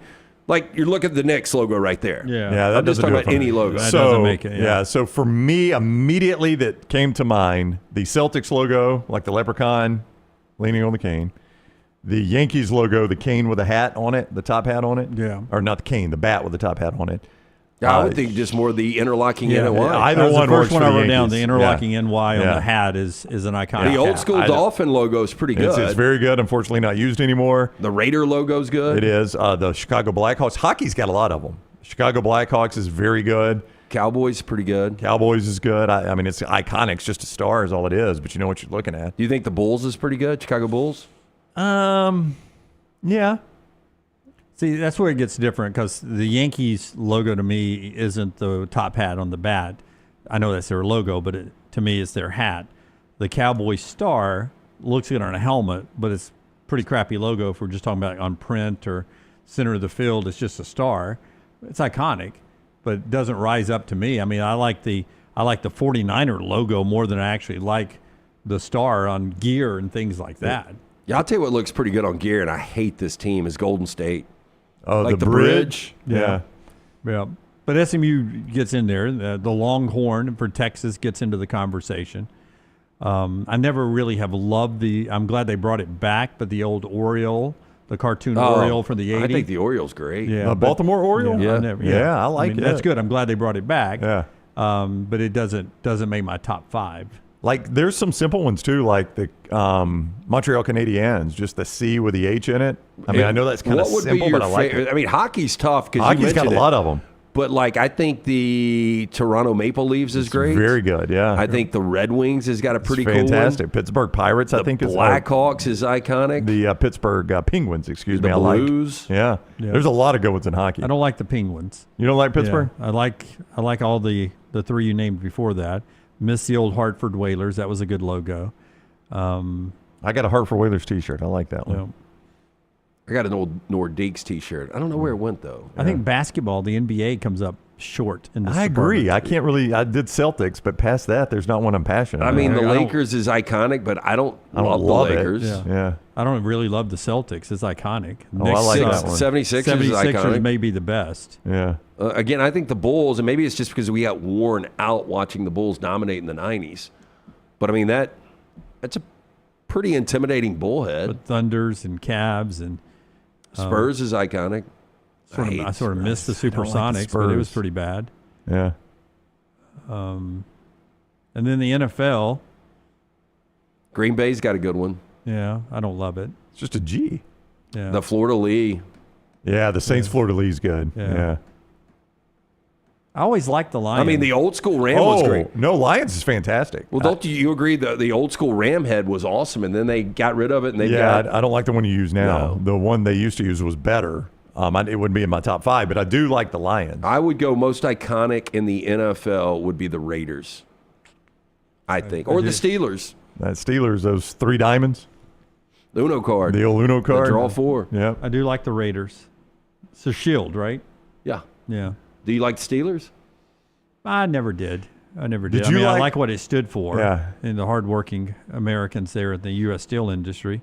And I hated that they didn't put it on both sides of their helmet. Did you like the Bronco? See, I thought that was cool. Did you like the Bronco coming through the D for Denver, or do you like the current Denver? Oh, no, by far the Bronco coming through the D. Yeah. I almost always like the throwback logo more. Yeah, better than the angry Bronco. Yeah.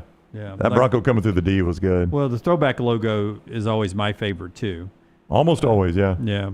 There's some. Those are throwbacks. Some of the throwback NFL logos. I do like the snapping Patriot, Pat the Patriot, more than I do the current Patriots logo. Yep. Throwback for the Rams, the old terrible St. Louis. Yeah. Yeah, not good.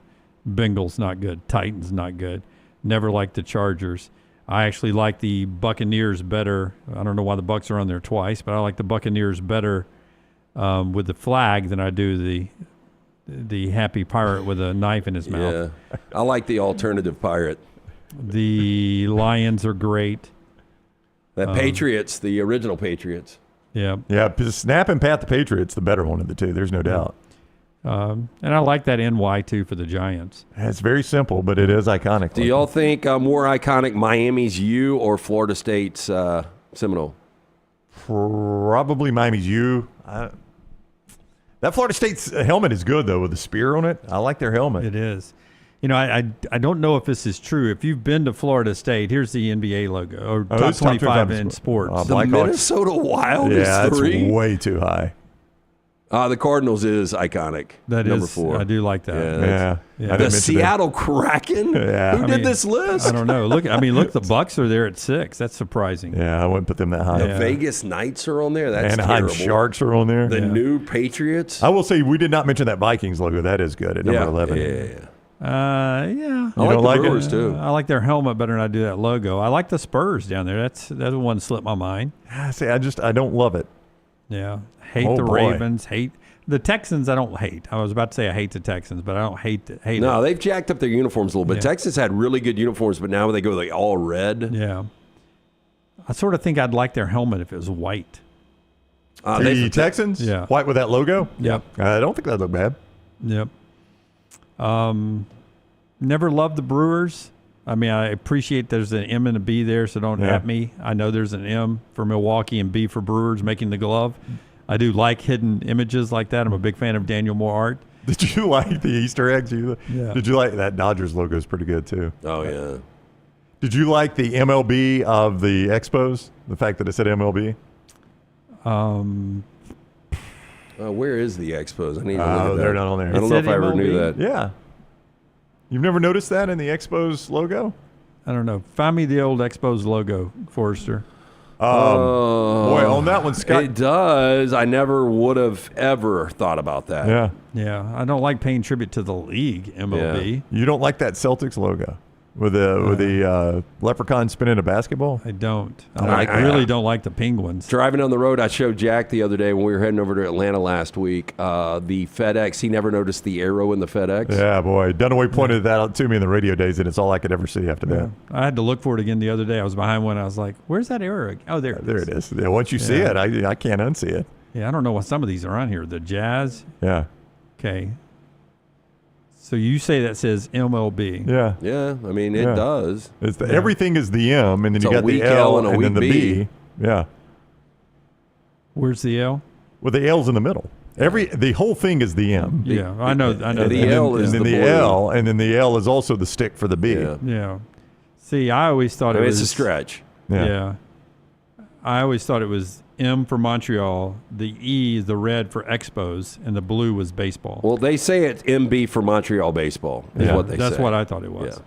I thought it was M for Montreal, E, you see the E, right? Yeah. Oh, yeah, the red. Yeah. Yeah, for Expos. Well, I think it's and then written B for baseball. In French, you would say Expos first, I believe. That's why the E is first. I think if you say it in French, which is the primary language in Montreal, it's Exposition de Montreal.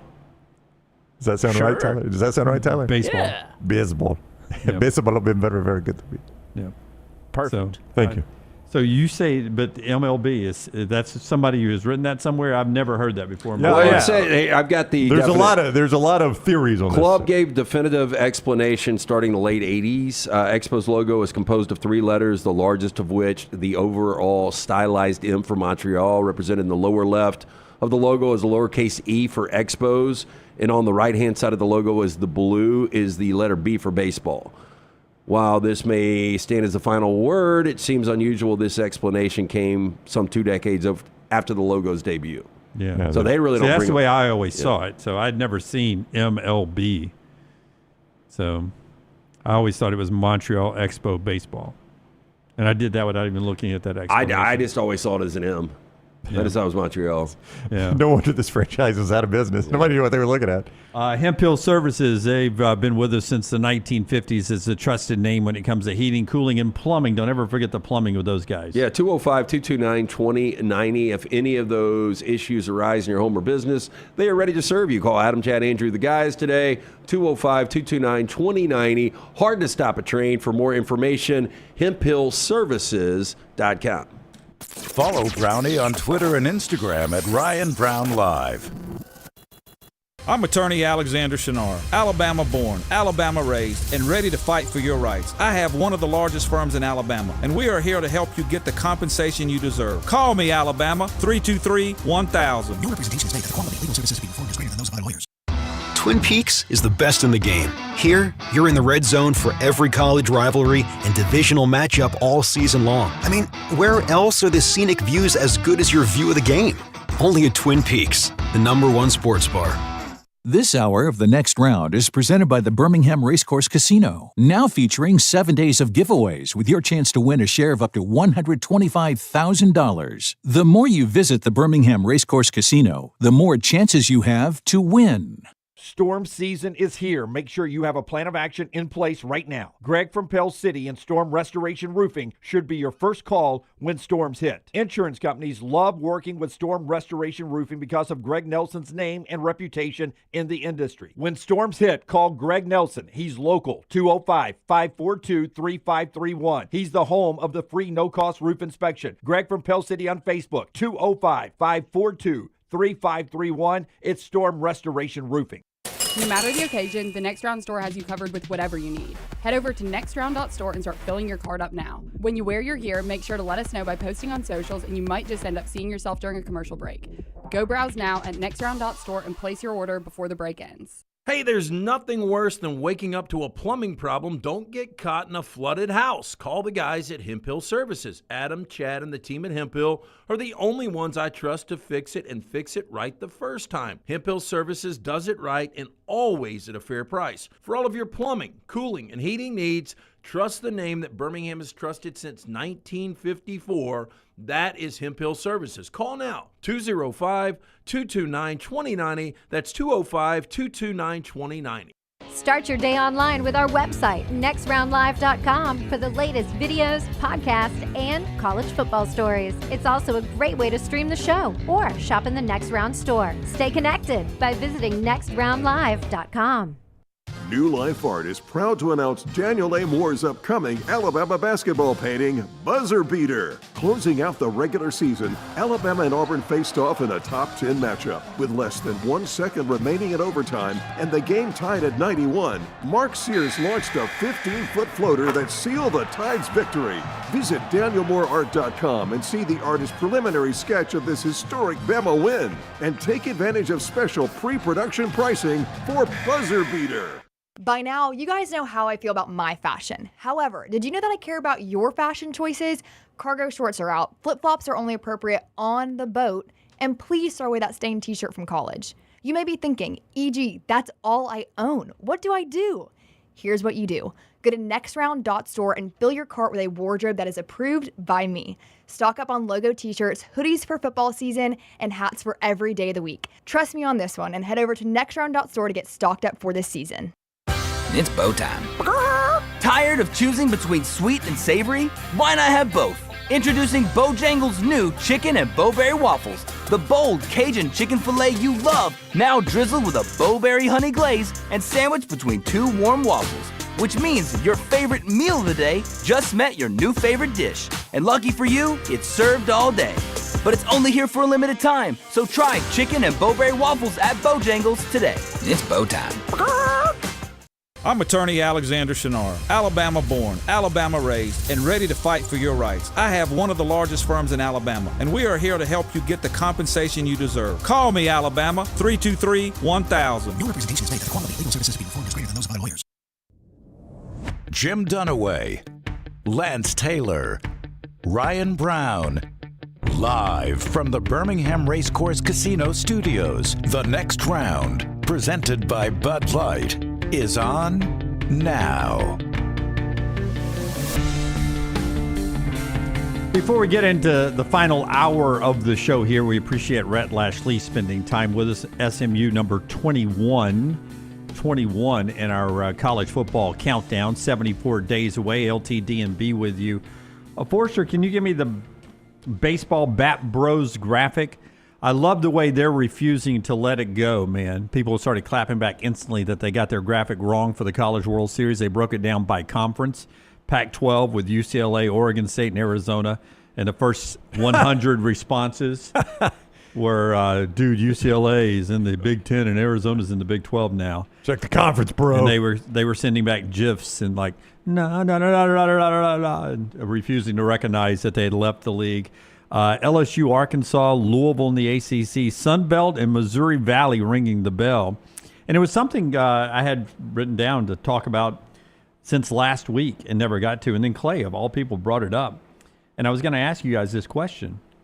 Why not, if you suck at football or never can keep up in football, that you don't spend a ton of money in men's basketball, baseball, or women's softball, which, by the way, drew 2.4 million people for its championship game without Oklahoma in it, by the way. 2.4 million in 3 nights of softball back to back to back. That's a strong number. That's big TV numbers. Yeah, I would agree with that. I think some of it depends on the conference you were in. If you're in the Southeastern Conference, so Kentucky, I think, would be a good question about this. So if you've got $24 million to spend, and you're Kentucky's athletic director, and this was a question I was getting to earlier. Now, you told me they spent $20 million on basketball. That's higher than I wanted to discuss here. But as you get into this, when I was in younger years, I always thought Mississippi State did this. I thought they pour their money into baseball, and they're not really very competitive elsewhere. But if I'm Kentucky, if I spend $10 million on football or $20 million on football, am I going to be the same? Am I going to be the same? You're not going to be the same. Or am I going to finish roughly the same place in the SEC? Let me ask it that way then. Probably close. Close. If I spend $5 million or $15 million on basketball, is that going to make an impact? That will make an impact. So I'm going to get the same amount of money from my football program if I spend 10 on it or 20 on it. I'm going to get more money and win a championship perhaps in my basketball if I spend 5 or 15. Well, don't you think that's the conversation? Okay, so what is the number? You said 24? And keep my fan base happy, by the way. It's 20.5 million on paper right now. But you said it could get to 23. There's some people that think Ross Bjork thinks it'll be closer to 24, 25. But if we sat down in a matter of time at Kentucky's athletic program, and I told you guys, look, I think with this roster, if we spend 20 on basketball, I think we're Final Four, maybe a championship. Is it worth going 3-9 in football if we can go to the Final Four? Traditionally in Kentucky, yes. Right? That's what they've always been. Yeah, in my opinion. I think Kentucky fans right now would sign up for a Final Four and a 3-9 in football. And that's my point. You keep your fan base happy. You make the same amount of money you were going to make on football, and you dominate in your sport that your fan base loves more than any other sport. So why would you not do it that way? But here becomes the question then. At some point, does Greg Sankey and the TV partners have to step in and say, you've got to spend more money on your football? Yeah, we make our money from football, a little bit less from basketball. We need you to spend more on football. Yeah. That's what ESPN and ABC pays for. You've got to pour some more money into football. Whereas this discussion doesn't work in the ACC because keep in mind in the ACC, you get more money the better you are in football, right? Isn't that the way it works now in the ACC? The better you are in football, the better TV numbers you get, the more money you get from the TV package. That was basically Clemson and Florida State strong-armed the ACC into doing that by threatening to leave. Don't you feel like Vanderbilt's stadium upgrades and things like that are almost forced on them by the league? Yeah, I think so. But think about this. It's the HOA. You can't keep your yard the way it is and stay in our neighborhood. Because you're going back to TV, right? Right. But Fox and ESPN have deals with Major League Baseball, and look, for forever, the A's, I know it's different now because they're not playing in Oakland anymore, but the Rays, I mean, a lot of these small market teams, same thing. But there's no salary cap there, and there's no shared revenue. The Major League Baseball, they have it's broken down. Shared revenue is different. The shared revenue, the fact that, Brown's point, the ACC doesn't have completely shared revenue. The better you are, television rating-wise, better you are at football, you're going to make more money. That's why Clemson and Florida State dropped their lawsuit. Yeah. In the SEC, it doesn't matter if I win 10 or lose 10, I'm getting the same cut. And the same with the Big Ten. Yeah. So I could see where the SEC would have to step in if, like, you're pouring all your money into baseball and softball, that your alumni could be excited and fly a flag at least one part of the year. In the springtime, you're excited, but you suck at basketball and football. The league has to step in at that point and says, you've got to put some of this salary cap money into football and basketball. Manfred lets it go in baseball, but I don't think Goodell would let it go in the NFL, nor would the owners. Like, they wouldn't let a team just suck every single year. If the Jags decided they wanted to be, I don't care, we'll be 1-15, 1-16 every single year, the NFL would not let that go. I think your Dolphins owner has been put on watch before, hasn't he? That was when it was suggested that they were tanking games for a better draft pick, yes. Yeah, I mean, the NFL doesn't screw around with that because they know, A, they've got shared revenue, number one, like the SEC does, and number two, they know the better everybody is, the better TV numbers it's going to get, and the more money we'll get in the future because of that. What do you think Bidwell, I think that was his name before he passed in Arizona. Bill Bidwell. Yeah, I think he got called to the carpet a couple of times. Yeah, the NFL doesn't let that fly. The NFL's got the perfect model, but like I remember going a decade without seeing a playoff appearance from my Rams. What do you think the longest NFL drought is right now without a playoff appearance? So this comes back to parity. Do you think anybody's gone more than 10 years right now? I do not, no. I think it's one team. I think it's the New York Jets. It's the New York Jets. Last time they made playoffs, 2010, so it's going on 15 years. Yeah. Because even the Browns has circulated in there since. Yeah, I think it's the New York Jets. Well, you've confirmed that. And that's the market. It is the market, and they just went out and signed a Hall of Fame quarterback over the last 2 years to a big free agent deal. So it's not like they're trying to suck. But, you know, they signed Aaron Rodgers. They really are jinxed. They are. I mean, they last Super Bowl, Super Bowl III. So the next, you got to cut it in half. You have got two teams that have been 7 seasons, and this is current. The Carolina Panthers, the Atlanta Falcons. Yeah. And then after that, it's the Saints and Bears, Colts at 4. How can you not make the Tampa playoffs? Bay standing in the way of so many teams in the South? Crappy division that Atlanta and Carolina plays in, and you can't make the playoffs once in 7 years. What do you think the longest drought of all time is? Look at Dunaway over there counting his championships. How many straight? Straight playoff appearances? God, I would trade if the Dolphins could trade spots with you, Dunaway, to play in the NFC South. Do you know how good you've got it? The Bucs had a 14-season you'd drought. Come down there, you'd be 9-8 too. We eat our own. From 83 to 97, you guys went 14 years. What do you think the longest drought all time is in NFL history? Not making the postseason. I have no Detroit idea. Lions. Detroit's longest drought was 16 seasons from 36 to 52. It's actually the Cardinals and Washington, 25 seasons each.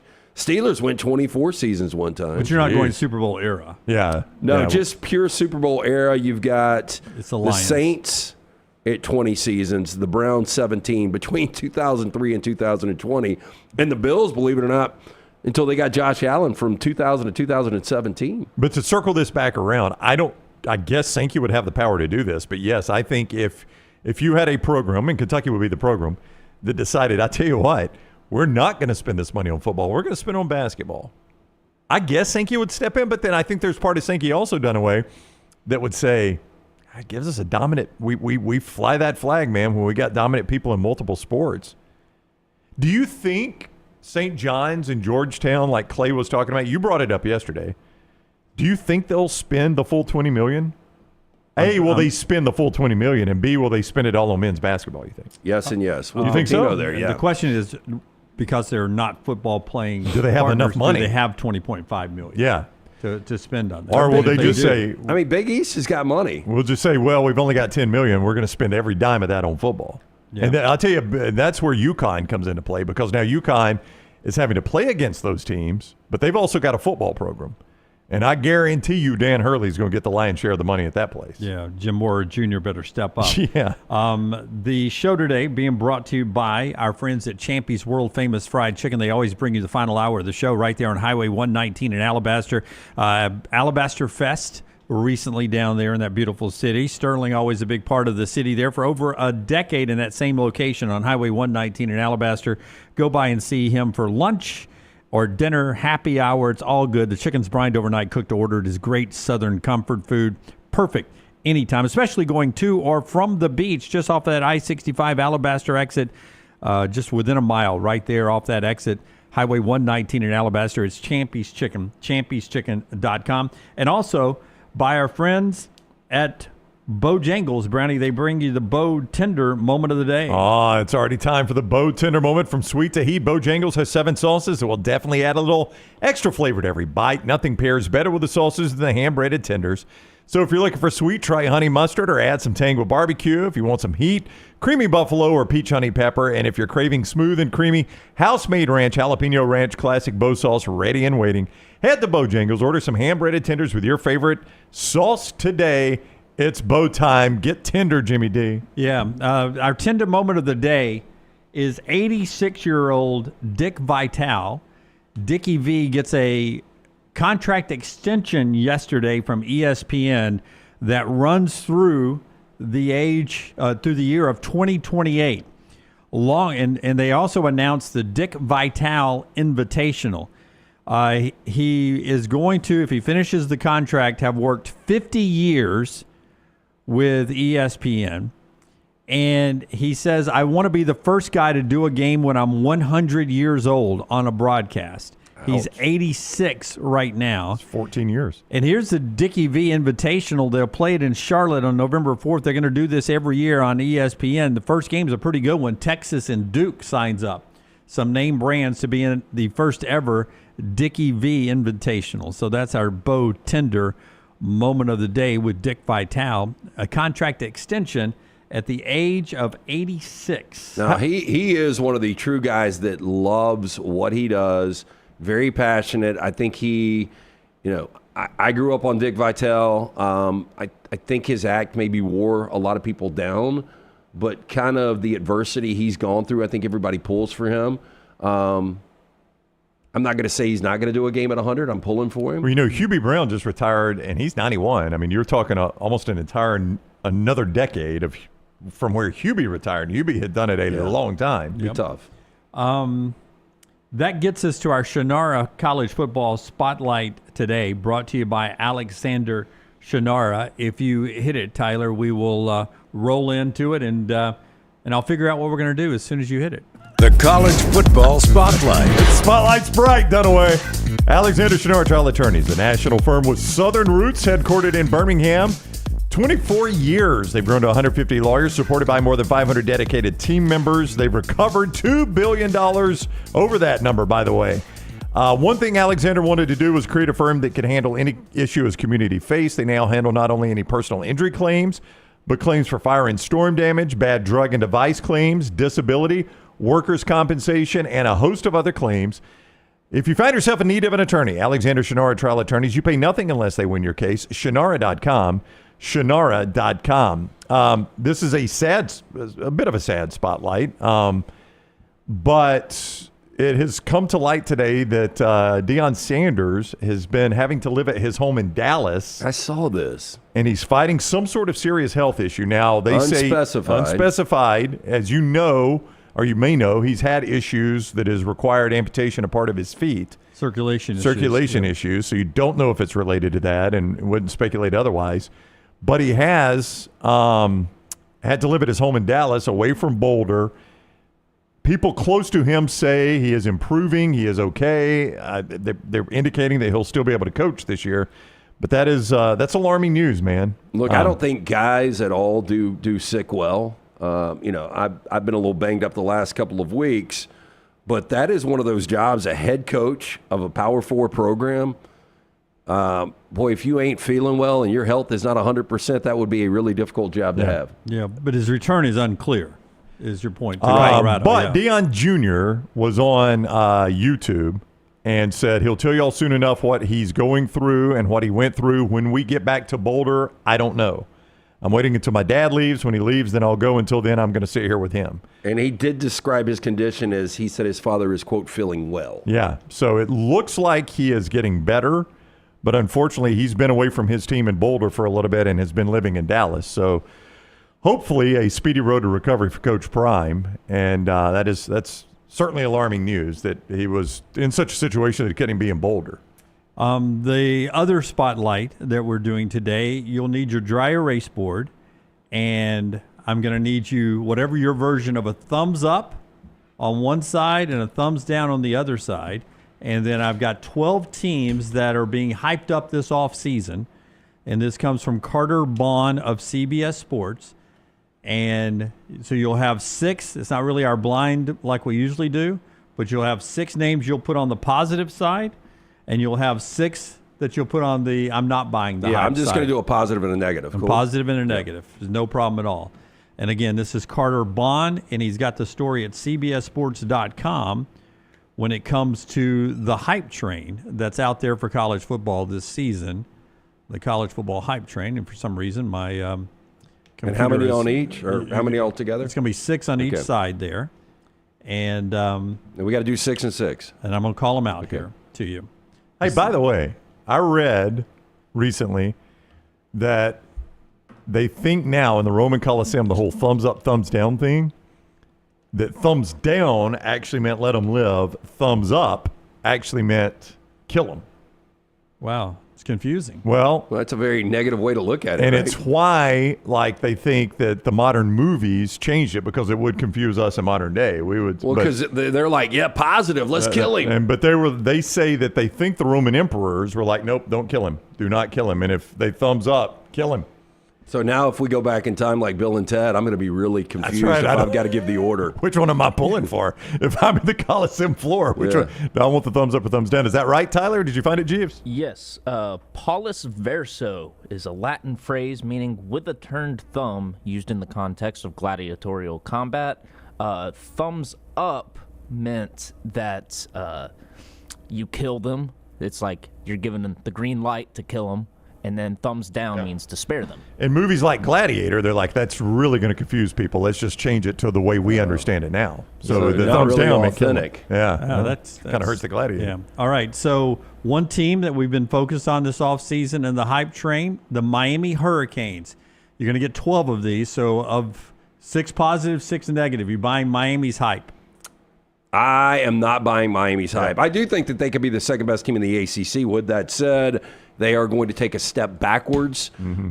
Carson Beck, I think he's a really good quarterback, but he's not Cam Ward. Cam Ward bailed them out of a million different jams, and you've still got Mario Cristobal as your Miami thumbs down. You lost the overall number 1 pick at quarterback, and you've got Mario Cristobal still. Yeah, but Carson Beck, I mean, if he's healthy. I Texas got Tech, negative. CBS Sports, hype train. Do you buy them or don't buy them? Okay, buy them as far as what? Is winning the Big 12, or buy them as just being really good under Joey McGuire and winning 9 games? I'm not able to define that for you. I would buy thinking they could win the Big 12. If Arizona State could win it last year, Texas Tech could win it this year, and I think they could be 9 games good. I'm going to buy them. I'm going to go negative again, just based on the fact that they're not going to sneak up on anyone because everybody's talking about them. And this $1 million pitcher, other coaches like, damn, but they got $1 million softball pitcher. What are they paying for their quarterback? What they got under center. I'll tell you, everybody's talking about all 12 of these teams, hence the name Hype Train, the story at CBS Sports. Illinois is next. Are you buying Illinois, or as my buddy Danny Cannell occasionally says, Illinois? Yeah, I think people that live there hate that. The Illini, I am going to buy. I'm thumbs down on them. Okay, I'm buying. Why, Brown? Why are you thumbs down? I believe in Brett Bielema in the Big Ten. Yeah. Luke Altmaier's the quarterback. He's a good quarterback. He is a good quarterback. He's no Kevin Jennings, but I just went thumbs down on him. Good running game? Yeah. I went thumbs down, Jim. For no reason. It's just a gut feeling. By the way, there's a team in the Big Ten nobody's talking about. They could be a lot better this year. Well, let's see if we get to them here. South Carolina is next on the CBS Sports list. Buying the hype or not buying the hype? I'm not because of schedule. I think they could be as good as they were last year and still struggle to get bowl eligible. It is a brutally difficult schedule for them. I'm still not sold on Shane Beamer. South Carolina, not buying the hype. Like me some Lenore Sellers. Yep. But again, they're not going to sneak up on anybody. That's 9 right. wins last year. I agree with you. Might be better, but the record is not going to be as good. Okay, I'm agreeing with you guys on South Carolina, not buying the hype. Clemson, you buying the hype on Clemson? Yes. I don't know if they can win the national championship, but they're going to win. That's where the hype is. Yeah. They're going to win the ACC, and I think they're going to be in the mix. I think that they probably ultimately disappoint because I think we all think they're going to be good. And I'm not talking about the 3 of us. I think everyone thinks Clemson's going to be really good. I would tell you, as I look at the camera, remembering my TV days, not knowing we're on a tie shot, I don't think we had one voter that didn't have Clemson winning the ACC. I think every voter had Clemson winning the ACC. It is the easiest by far of the Power Fours to predict who's going to win it. Now, whether or not they do, I don't know. Does their media vote at media day? They media do. days? Yeah, when they get to media days. Because like Big Ten's media doesn't, I don't think. I think they do a coaches poll. I don't think they do a media poll. I don't remember, but the ACC does. Do you think it won't be unanimous? It will be unanimous. You say it'll be unanimous. Well, not with the media. Not if they let every media person vote, because we're not smart people in the media. We got some biased homers. Oh, I think it'll be unanimous. We got some guys who just want to make a story. I was going to ask you. I'm the one guy that voted that I believe that this is the year for Brent Pry at Virginia Tech. I was just going to ask if you thought it would be 95%, 96%. Lance thinks it'll be 100%. It'll be overwhelmingly Clemson, yes. Auburn, you buying the hype or not buying the hype at Auburn? All right, can you? No, I can't define what hype is. Obviously, Clemson, it's for the national championship. Well, for Auburn, it's for Hugh Freeze. It's 6-6, so I am buying that hype. That's not what he said exactly, but yes. I'm going to not buy it. I think Auburn can be an 8-win team. With that home field advantage, you're not buying? Guess if they get, I guess if they get to, Adam number 1, too. I guess if they get to 9-1, 9-3, excuse me, then I guess that has met the hype. I don't know how you define hype. I think Auburn's an 8-win team. I think they're 8 or 9 wins. I think 9-3. Then, in all seriousness, they do get Georgia and Alabama at home. They do, which makes that schedule. You got to win one of those games. Looks different. Got to win one of those games. To Brown's point, they got a better chance of winning. Oh, that's not against debatable. Georgia and Alabama because they're at home. Than on So the where road. are you right now? I'm 3-3. I got 3 positives, 3 Well, negatives. I got 4 negatives, 2 positives. Such a negative person. I know I am. Penn State. Are you buying the hype into Penn State? Okay, here's where I say no, and I know what the expectation is. Much like Clemson. I think Clemson can win a national championship. I don't think Penn State can. Yeah, I'm not buying the hype because I don't think that overnight James Franklin's going to start winning big games. What if you told me that Penn State has a better year this year than last year? I mean, the only thing that would be better is winning the Big Ten and playing for the national championship. I just don't see that. Listen, somewhere between what Cade Klubnik and Drew Aller were most of the time I've seen them play quarterback and where I saw them at their best at the end of last year, it's probably going to be somewhere in the middle of those two things for the course of 12 games. I didn't see any bad with Klubnik. Last year? No. You have in his time at Clemson, though. Yes. Yeah, but I think it all came together. Like Klubnik last year. Was it last year they started off against Georgia and it was 30-3? Or was that 2 years ago? It was 2 years ago. Okay. Yeah, who was there? Last year, so back to you, one of the things that you got right, and I think you still stumbled into it, was the Joe Burrow thing. Right. But Klubnik last year was much better than Burrow before his breakout season. Okay. Much better. So wait a second. You did not stumble into 11-1 SMU last year, but I did. 100% did. Yeah, I think Lance will say it as a joke. Yeah. I don't think he picked them 11-1. Florida Gators. I'm Florida buying. Bye. Bye. Their schedule tougher than South Carolina. No, it's a very difficult schedule, but I think Napier has recruited well. I think Lagway is good enough to get them 9 wins. I think they could be a playoff team at 9-3. Boy, we're disagreeing a lot. I've got them negative. I think that they're a good team, but I think that schedule is brutal, and I don't know how healthy Lagway's going to be. I walked into poker last night. Big Florida fan says, I cannot believe you guys did not have Florida in your top 40 and 40. Does Pelham Gator play with you guys? He does not. I have Florida in mine. And, well, Brown, wait for me to finish the Yeah, story sorry, here. Jim. And he's lecturing me before we start playing poker, and I'm like... Kelly Kitchens? And I was like, no. There's more than those 2 Florida fans in the area. And so then I was like, I pulled my list. I was like, did we not have Florida? And I went 40, nope, 39, 38. And I was like, you may want to tune in next week. Yeah. He's like, there's no way you guys have them the top 20. And I said, tune in next week. Find out. I'm big on this Florida team. A lot of our viewers big on this Florida team, too. I would be bigger on them if it wasn't for the schedule. Oh, it's a brutal schedule, yeah. Oklahoma, buying the hype or not? I'm just not. I know Lance is going to. Do I have to have 6 Do and 6? we agree on anything? Very few. We agree on Clemson. We agree on and Miami and Auburn having the best home field in the South SEC. Carolina. Do I have to have 6 and 6? Dunaway? You don't have to. Oh, I can put as many as I want in the thumbs down. I think I might get 6 and 6. I'm not buying the Oklahoma hype. I think Mateer will be good, and it's clearly going to be an upgrade. I mean, they were so bad offensively last year. They've addressed the receiver situation, which was terrible last year. First of all, just getting him healthy. That helps. Yeah, I think they've addressed some of the offensive line situation, which was brutal last year. They've gotten a better quarterback. With all due respect to Jackson Arnold, I think Mateer is a better quarterback, so I think they've upgraded at that position. The 2 things that scare me, Brent Venables and the schedule. Yeah. Now, I do think Brent Venables, knowing where he is right now, another sub-500 record, he's probably gone.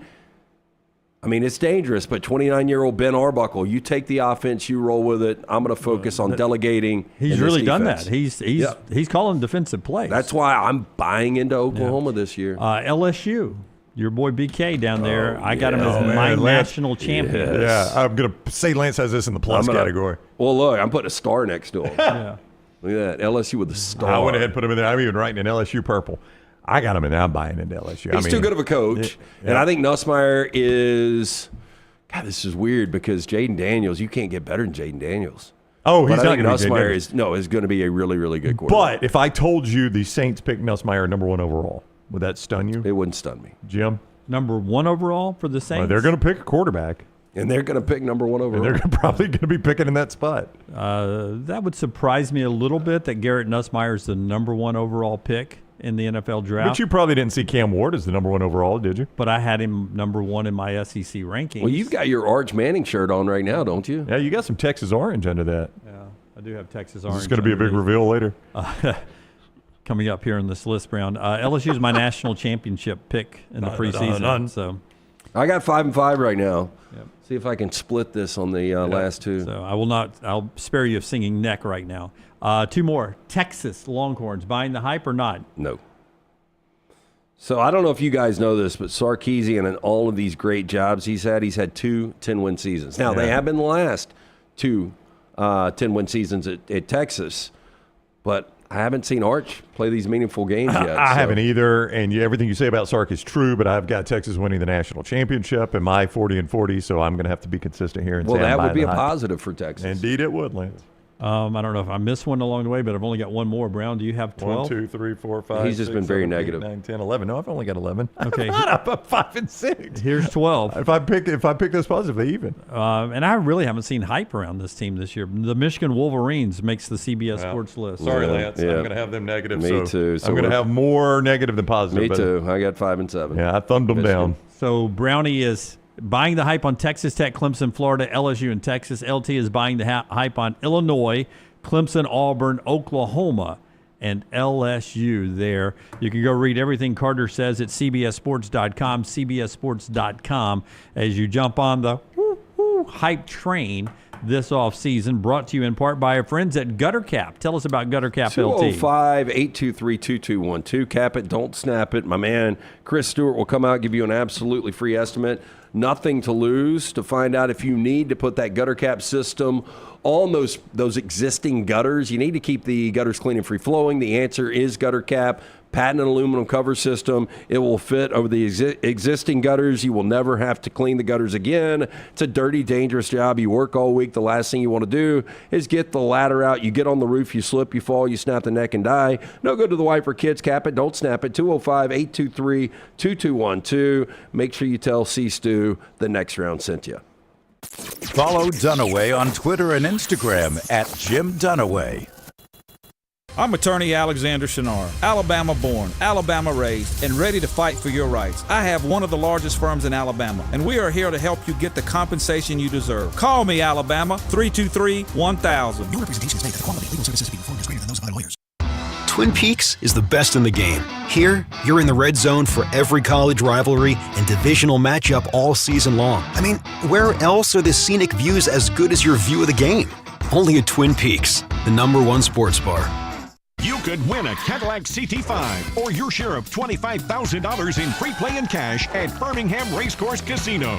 The more you visit, the more chances you have to win. Play the latest, most exciting games around with fun bonuses and big jackpots. You can be a winner too. Come win your share during the Cadillac CT5 and $25,000 giveaway at Birmingham Racecourse Casino. Drawings April 5th and 6th. Located off I-459, exit 31, Derby Parkway. Must be 21 or older, must be present to win.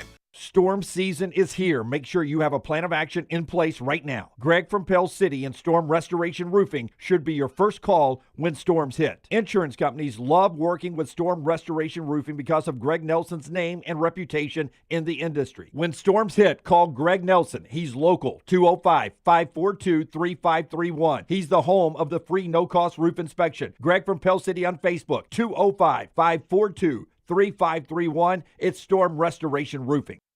It's bow time. Tired of choosing between sweet and savory? Why not have both?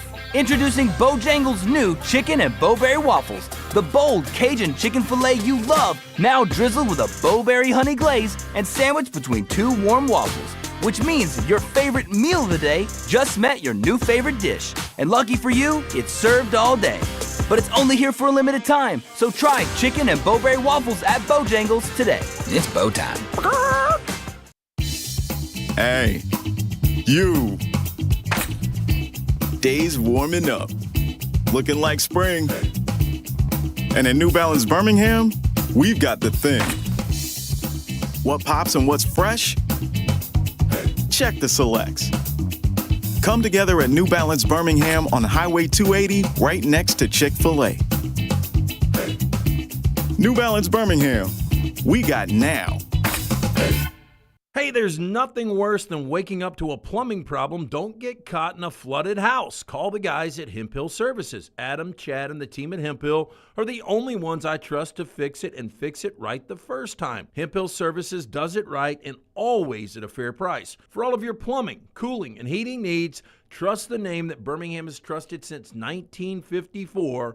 That is Hemp Hill Services. Call now, 205-229-2090. That's 205-229-2090. Looking to expand your business? Let the Next Round help you. Contact us, sales@nextroundlive.com, and be part of the team. Advertise your product to hundreds of thousands of potential customers on our ever-expanding platforms. The Next Round can take your business to the next level. Join our existing partners in the fastest-growing media space, both live and on demand, while reaching the most desirable audience for your business. Get more information by emailing sales@nextroundlive.com, and one of our team members will work with you to build a plan to take your business to the next level using the Next Round. I'm attorney Alexander Shunnarah, Alabama born, Alabama raised, and ready to fight for your rights. I have one of the largest firms in Alabama, and we are here to help you get the compensation you deserve. Call me, Alabama, 323-1000. Your representation is made that the quality of legal services being performed is greater than those of other lawyers.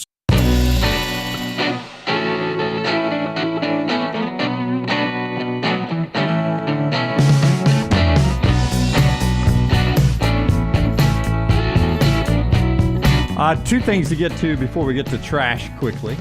Brought to you by our friends at Company Distilling. Company Distilling. Somebody was asking me about this bourbon yesterday. It is absolutely fantastic. I was talking about the rye. 3 different variations that you can pick up throughout the state of Alabama now. Now available, Company Distilling Straight Tennessee Whiskey, finished with Applewood. It's a double gold medal winner at the John Barleycorn Awards. Rich, approachable, combines classic Tennessee whiskey with bright applewood finish, a nod to tradition with a refreshing twist. This is a whiskey as good as the company you keep. Now available on ABC stores throughout the state of Alabama, not only in Alabama, Georgia, Tennessee, Florida, South Carolina, available in the 9 states. For more information, CompanyDistilling.com/Alabama. Must be 21 plus. Please drink responsibly.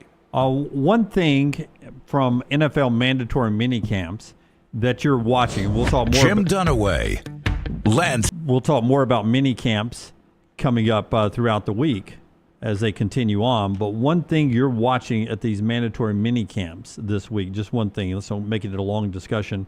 My one thing is Christian McCaffrey with the San Francisco 49ers. Season cut short last year. I think it was diagnosed as bilateral Achilles tendonitis in both legs. He's only 29 years old. Without Christian McCaffrey, that team all of a sudden looked very, very, very mid. Oh, yeah. Look, it wasn't just McCaffrey. It was Trent Williams, and you could go down the line. I mean, a lot of their best players were banged up the entire year. One of the reasons they had kind of a disastrous year. He seems like the $6 million man, though. Like, he has been put back together at 29 years old. I don't know how effective he's going to be when he's 100% healthy. He's the best running back in football, even with Saquon Barkley out there. I think McCaffrey's that good. For me, it's Trey Hendrickson for the Cincinnati Bengals. Burrow, they are going to end up wasting his career if they don't get defense right. And this kid's 30 years old, final year of contract. He wants a long-term deal. Cincinnati doesn't want to give him a long-term deal. He's going to be making $16 million on this final year of the contract. He hasn't shown up yet. I don't know. I could see this being a long-term holdout. I think mine would be Minnesota's quarterback situation with J.J. McCarthy. I don't know if you saw this. Ross Tucker, who does, former NFL player, does a podcast, said the Vikings can say all they want about they believe in J.J. McCarthy. Their actions say differently. They tried to sign Sam Darnold. They were in the Daniel Jones sweepstakes. They would have considered Aaron Rodgers. That's such a competitive division. If they get quality play out of him, they can absolutely contend in that division. Yep. And if they get bad play, they can absolutely be drafting in the top 5 of the draft. Absolutely. And for the record, they could have had Darnold if they wanted to pay him what Seattle paid him. Well, and that's the thing Ross Tucker said was the price tag just got too high. Yeah. But they were in the sweepstakes. They just couldn't justify paying that much. What's the name of his podcast? The Tucker Rule? That would be pretty good. Yeah. Tucker Everlasting. What was that? Tuck Everlasting? Was that the name of that movie? It was. I never saw it. No, I didn't There was a either. movie called Tucker with Jeff Bridges, too. I never saw I that remember that one, yeah. Yeah.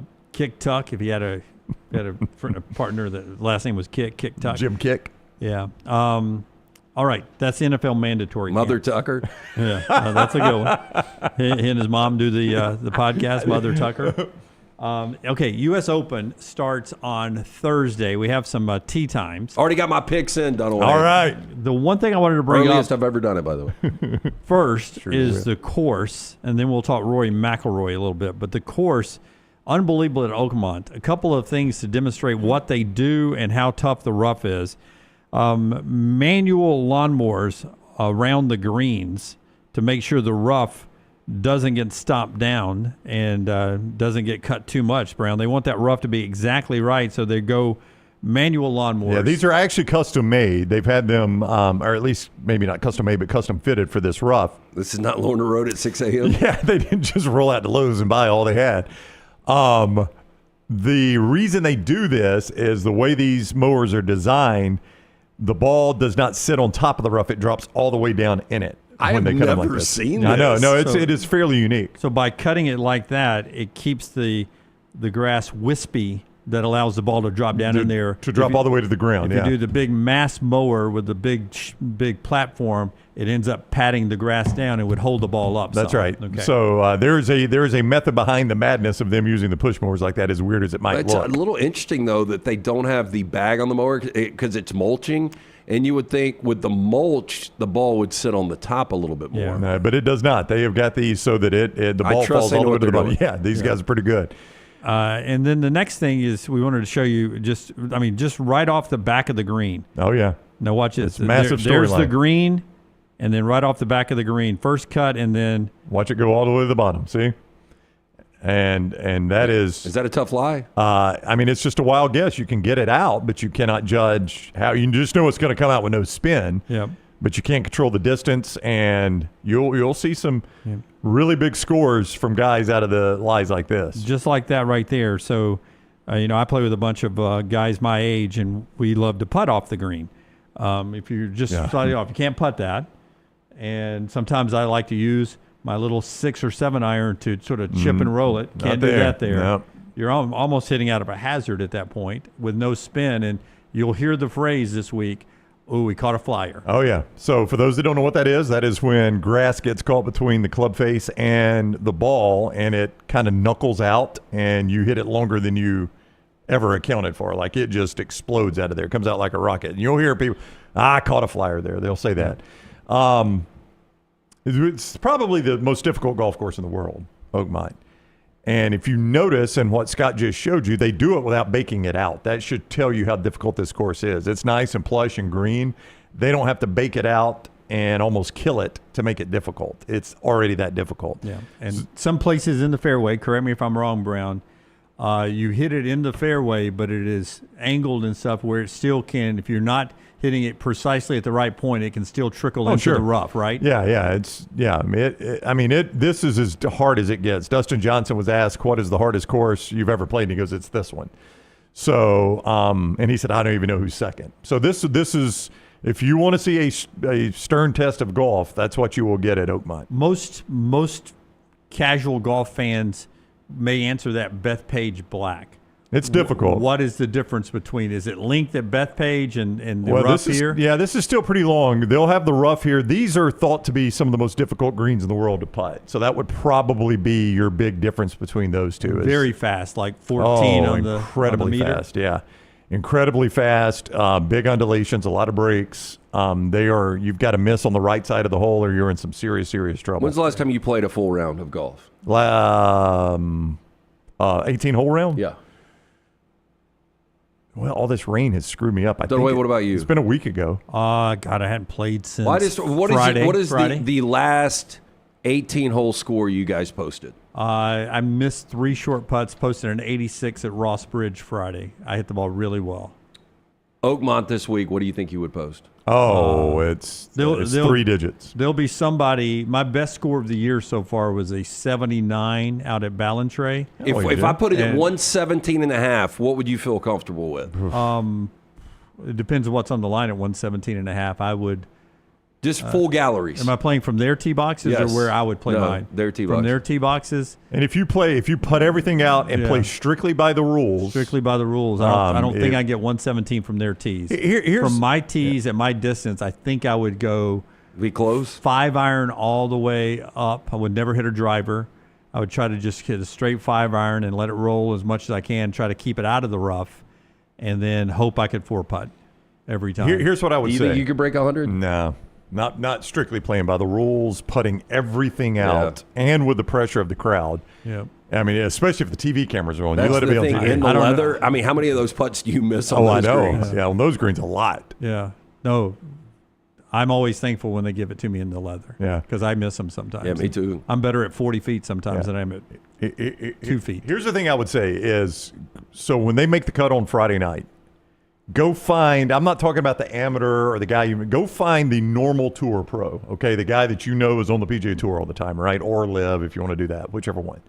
The normal tour pro that had the worst score, he's probably going to be 16, 18 over maybe. Yeah, right, that's what I was going to say. My 79, there will be a named golfer that I know that will have a 79 that or will worse. shoot worse than 79. So my point was going to be, though, you could bring that golfer to the toughest course in Birmingham, whether you think it's Birmingham West, whatever the toughest course in Birmingham is, and play with him.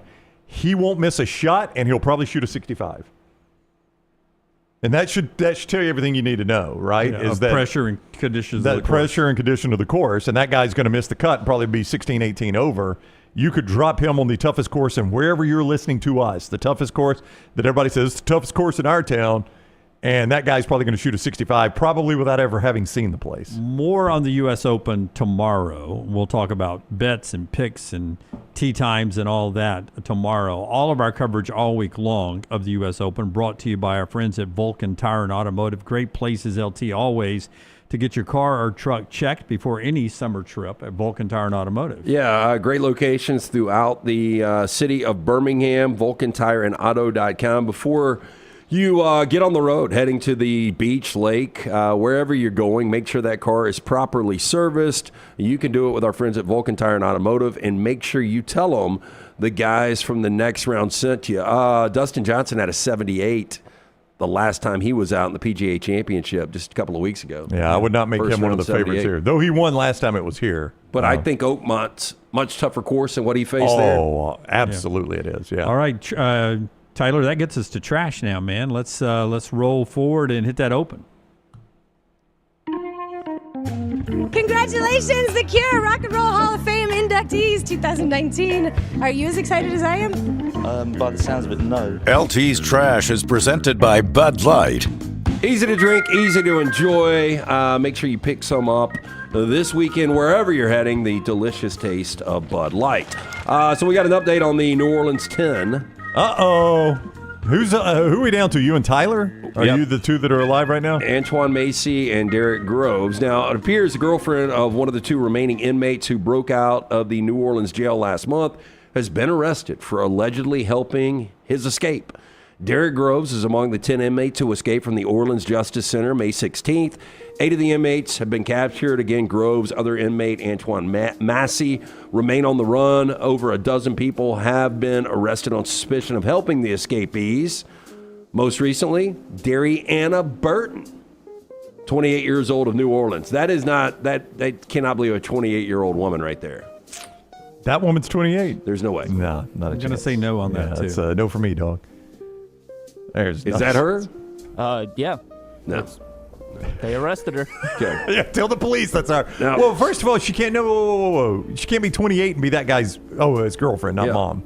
That's his mom. It looks like. Yeah, I would agree. Anyway, Burton, former Orleans Parish Sheriff's Office correctional employee, according to the office, which described her and Groves as having an on-again, off-again relationship for 3 years. Is that bad when one of your correctional employees is having an on-again, off-again relationship with one of your incarcerated I never understand that. You see that story a lot, but it's like a prison guard is having a relationship with an inmate. They've got to have serious game, right? Well, I mean, because you know you're going to get fired, and you know you're probably going to get caught. Like, I mean, and if you get caught, you're fired. I mean, there are no questions asked. Going to get killed. What did the Alabama corrections officer, where they went on the high-speed chase, didn't he end up shooting her? Oh, or shot himself or something. Yeah, I'd forgotten all about that story. Now, she allegedly had a, quote, active involvement in the planning phase of the escape, including relaying escape-related information and coordinating communications between Groves and people outside of the jail. 2 days before the escape, Groves and Burton had a FaceTime video call via the facility's iPads, during which Burton was, quote, observed holding secondary device in front of the camera that displayed an unknown man in a separate FaceTime call.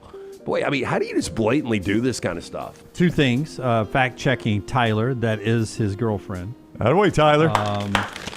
Man, that is. I mean, the more unbelievable thing, she's sporting some Lululemon there, it looks like. But the more amazing thing is, there's no way she's 28. Yeah, that's my belief. The second thing is, if you take away his jumpsuit shot on the right, just use her picture right there. And if I told you that she was at the Stardome Comedy Club tonight, you'd be like, okay, she looks fun. Picture. She looks funny. Yeah. That's your classic comedian promo shot, headshot.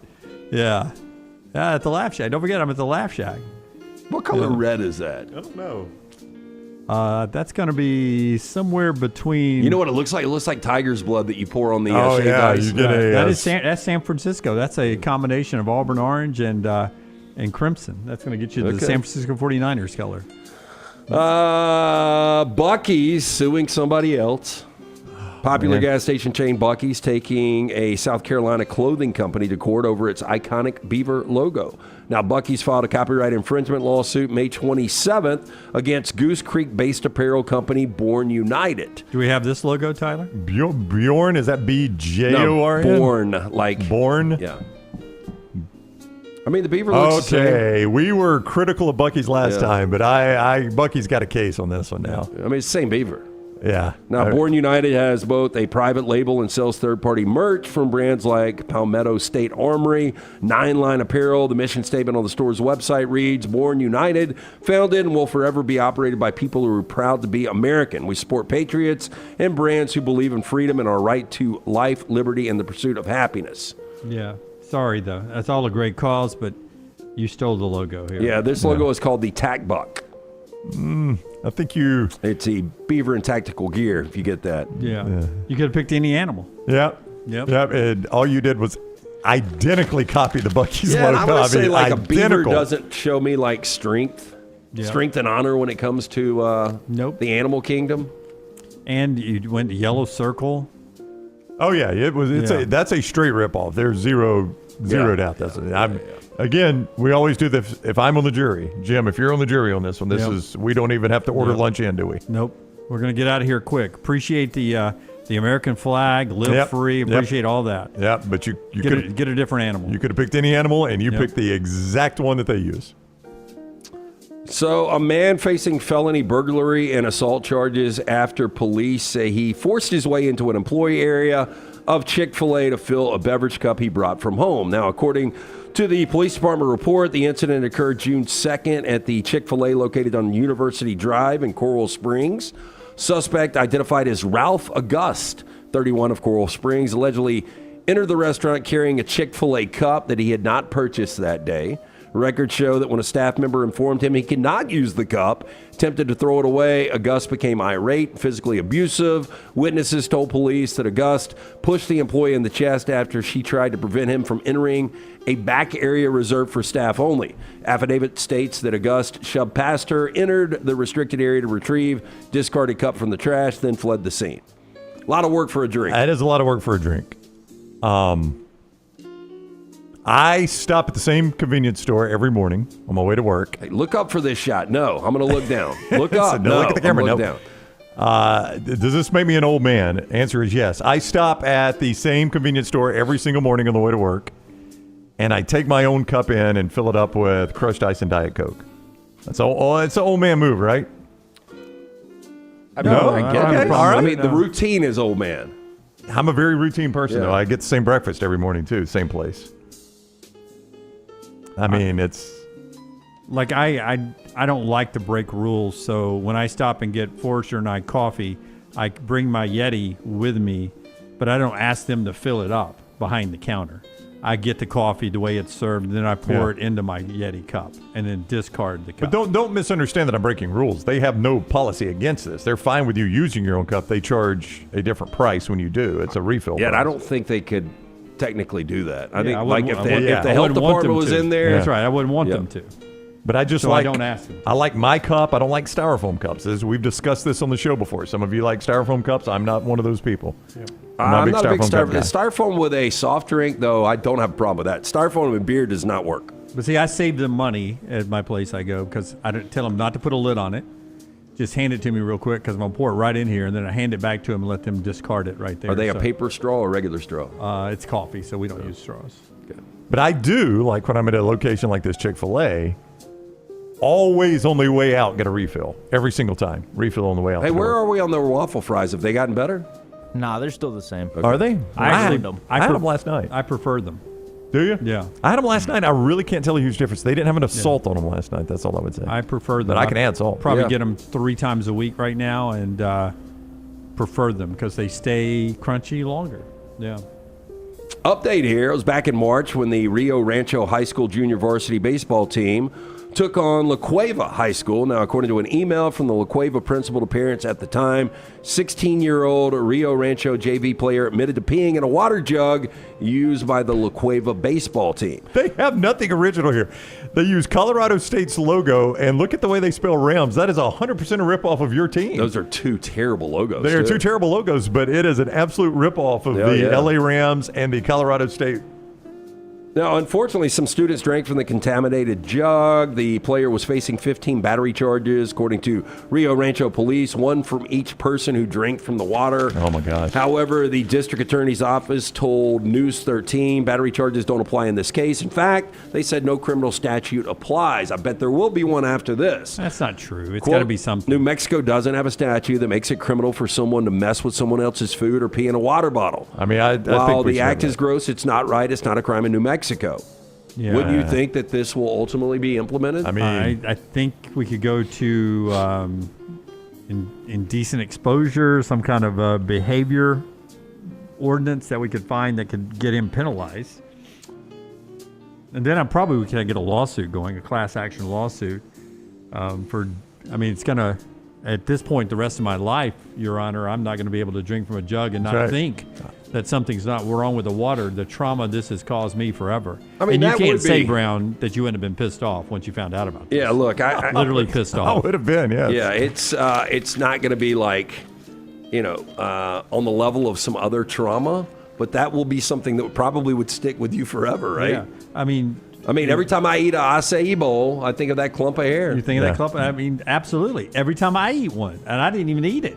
You did. I think of that clump of hair. I mean, that was a big clump of hair. I cannot believe you went back to And that. if it's ever, I really can't. those bowls were so good back in the God, day. they were. They got to be worse at the end after the clump of hair. My favorite dish in Birmingham for lunch, my favorite one. Last time I ate it, I found a hair in it. I have never been back. Yeah. And it was just one hair? Yep. Oh, Could it have been your hair? Nope. I'll shut it down sometimes for just the simplest thing. This is my favorite lunch. Non-advertiser is nobody that's ever advertised with us. If it has ever happened to you, I promise you, in the spring and summertime, you do this. If you've ever had a yellow jacket that has gotten inside of a can that you are drinking get that lip. outside and has stung your lip, you will always fear leaving a can, doing something, and coming back. You always watch that can all the time. Yeah, you know what my dad does on the golf course?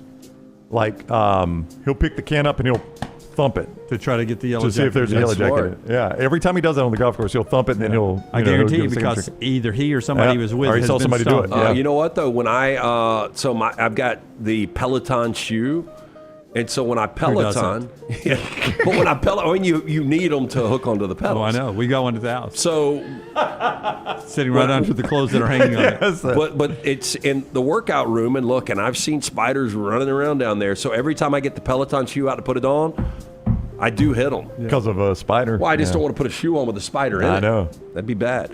Finally, DoorDash Angered that he had not received a cash tip the night before on a $100 order, DoorDash driver returned to a Washington home with a loaded gun on his hip to seek their gratuity, according to police. Dang. Now, investigators... This is staged. This is no way. Tyler. Is this a real photo? This is a real video, yeah. Oh, it's straight for the video. I had to upscale it a little bit, so that's why this guy's face looks a little wonky compared to here.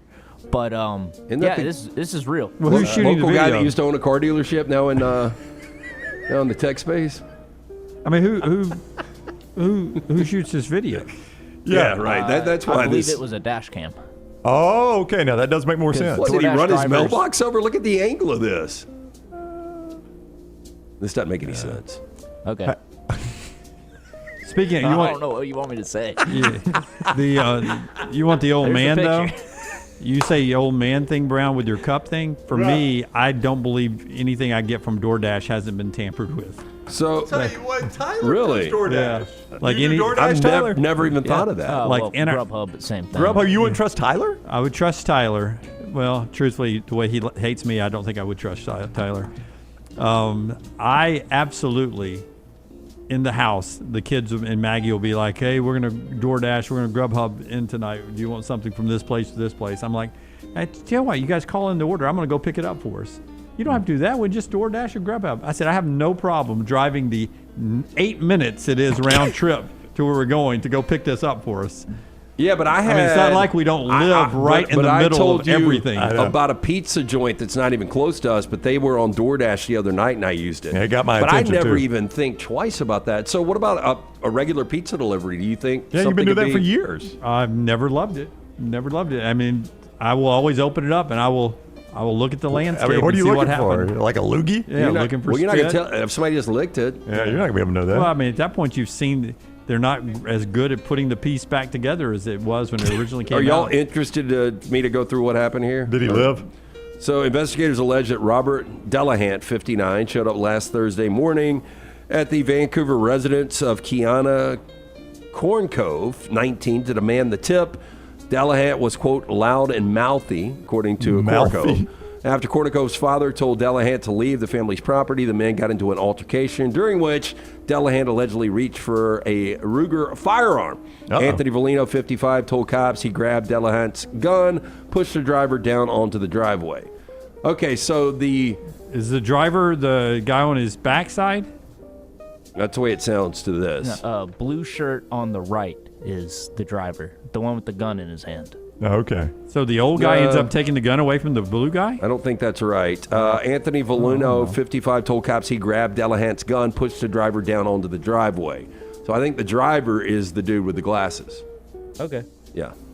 Yeah, it doesn't look like that guy would want to come back to try to get his tip. Driving away from the residence in his Kia Soul, Delahant called police dispatch and advised, quote, the house cheated him out of his tip, so he returned and was pushed.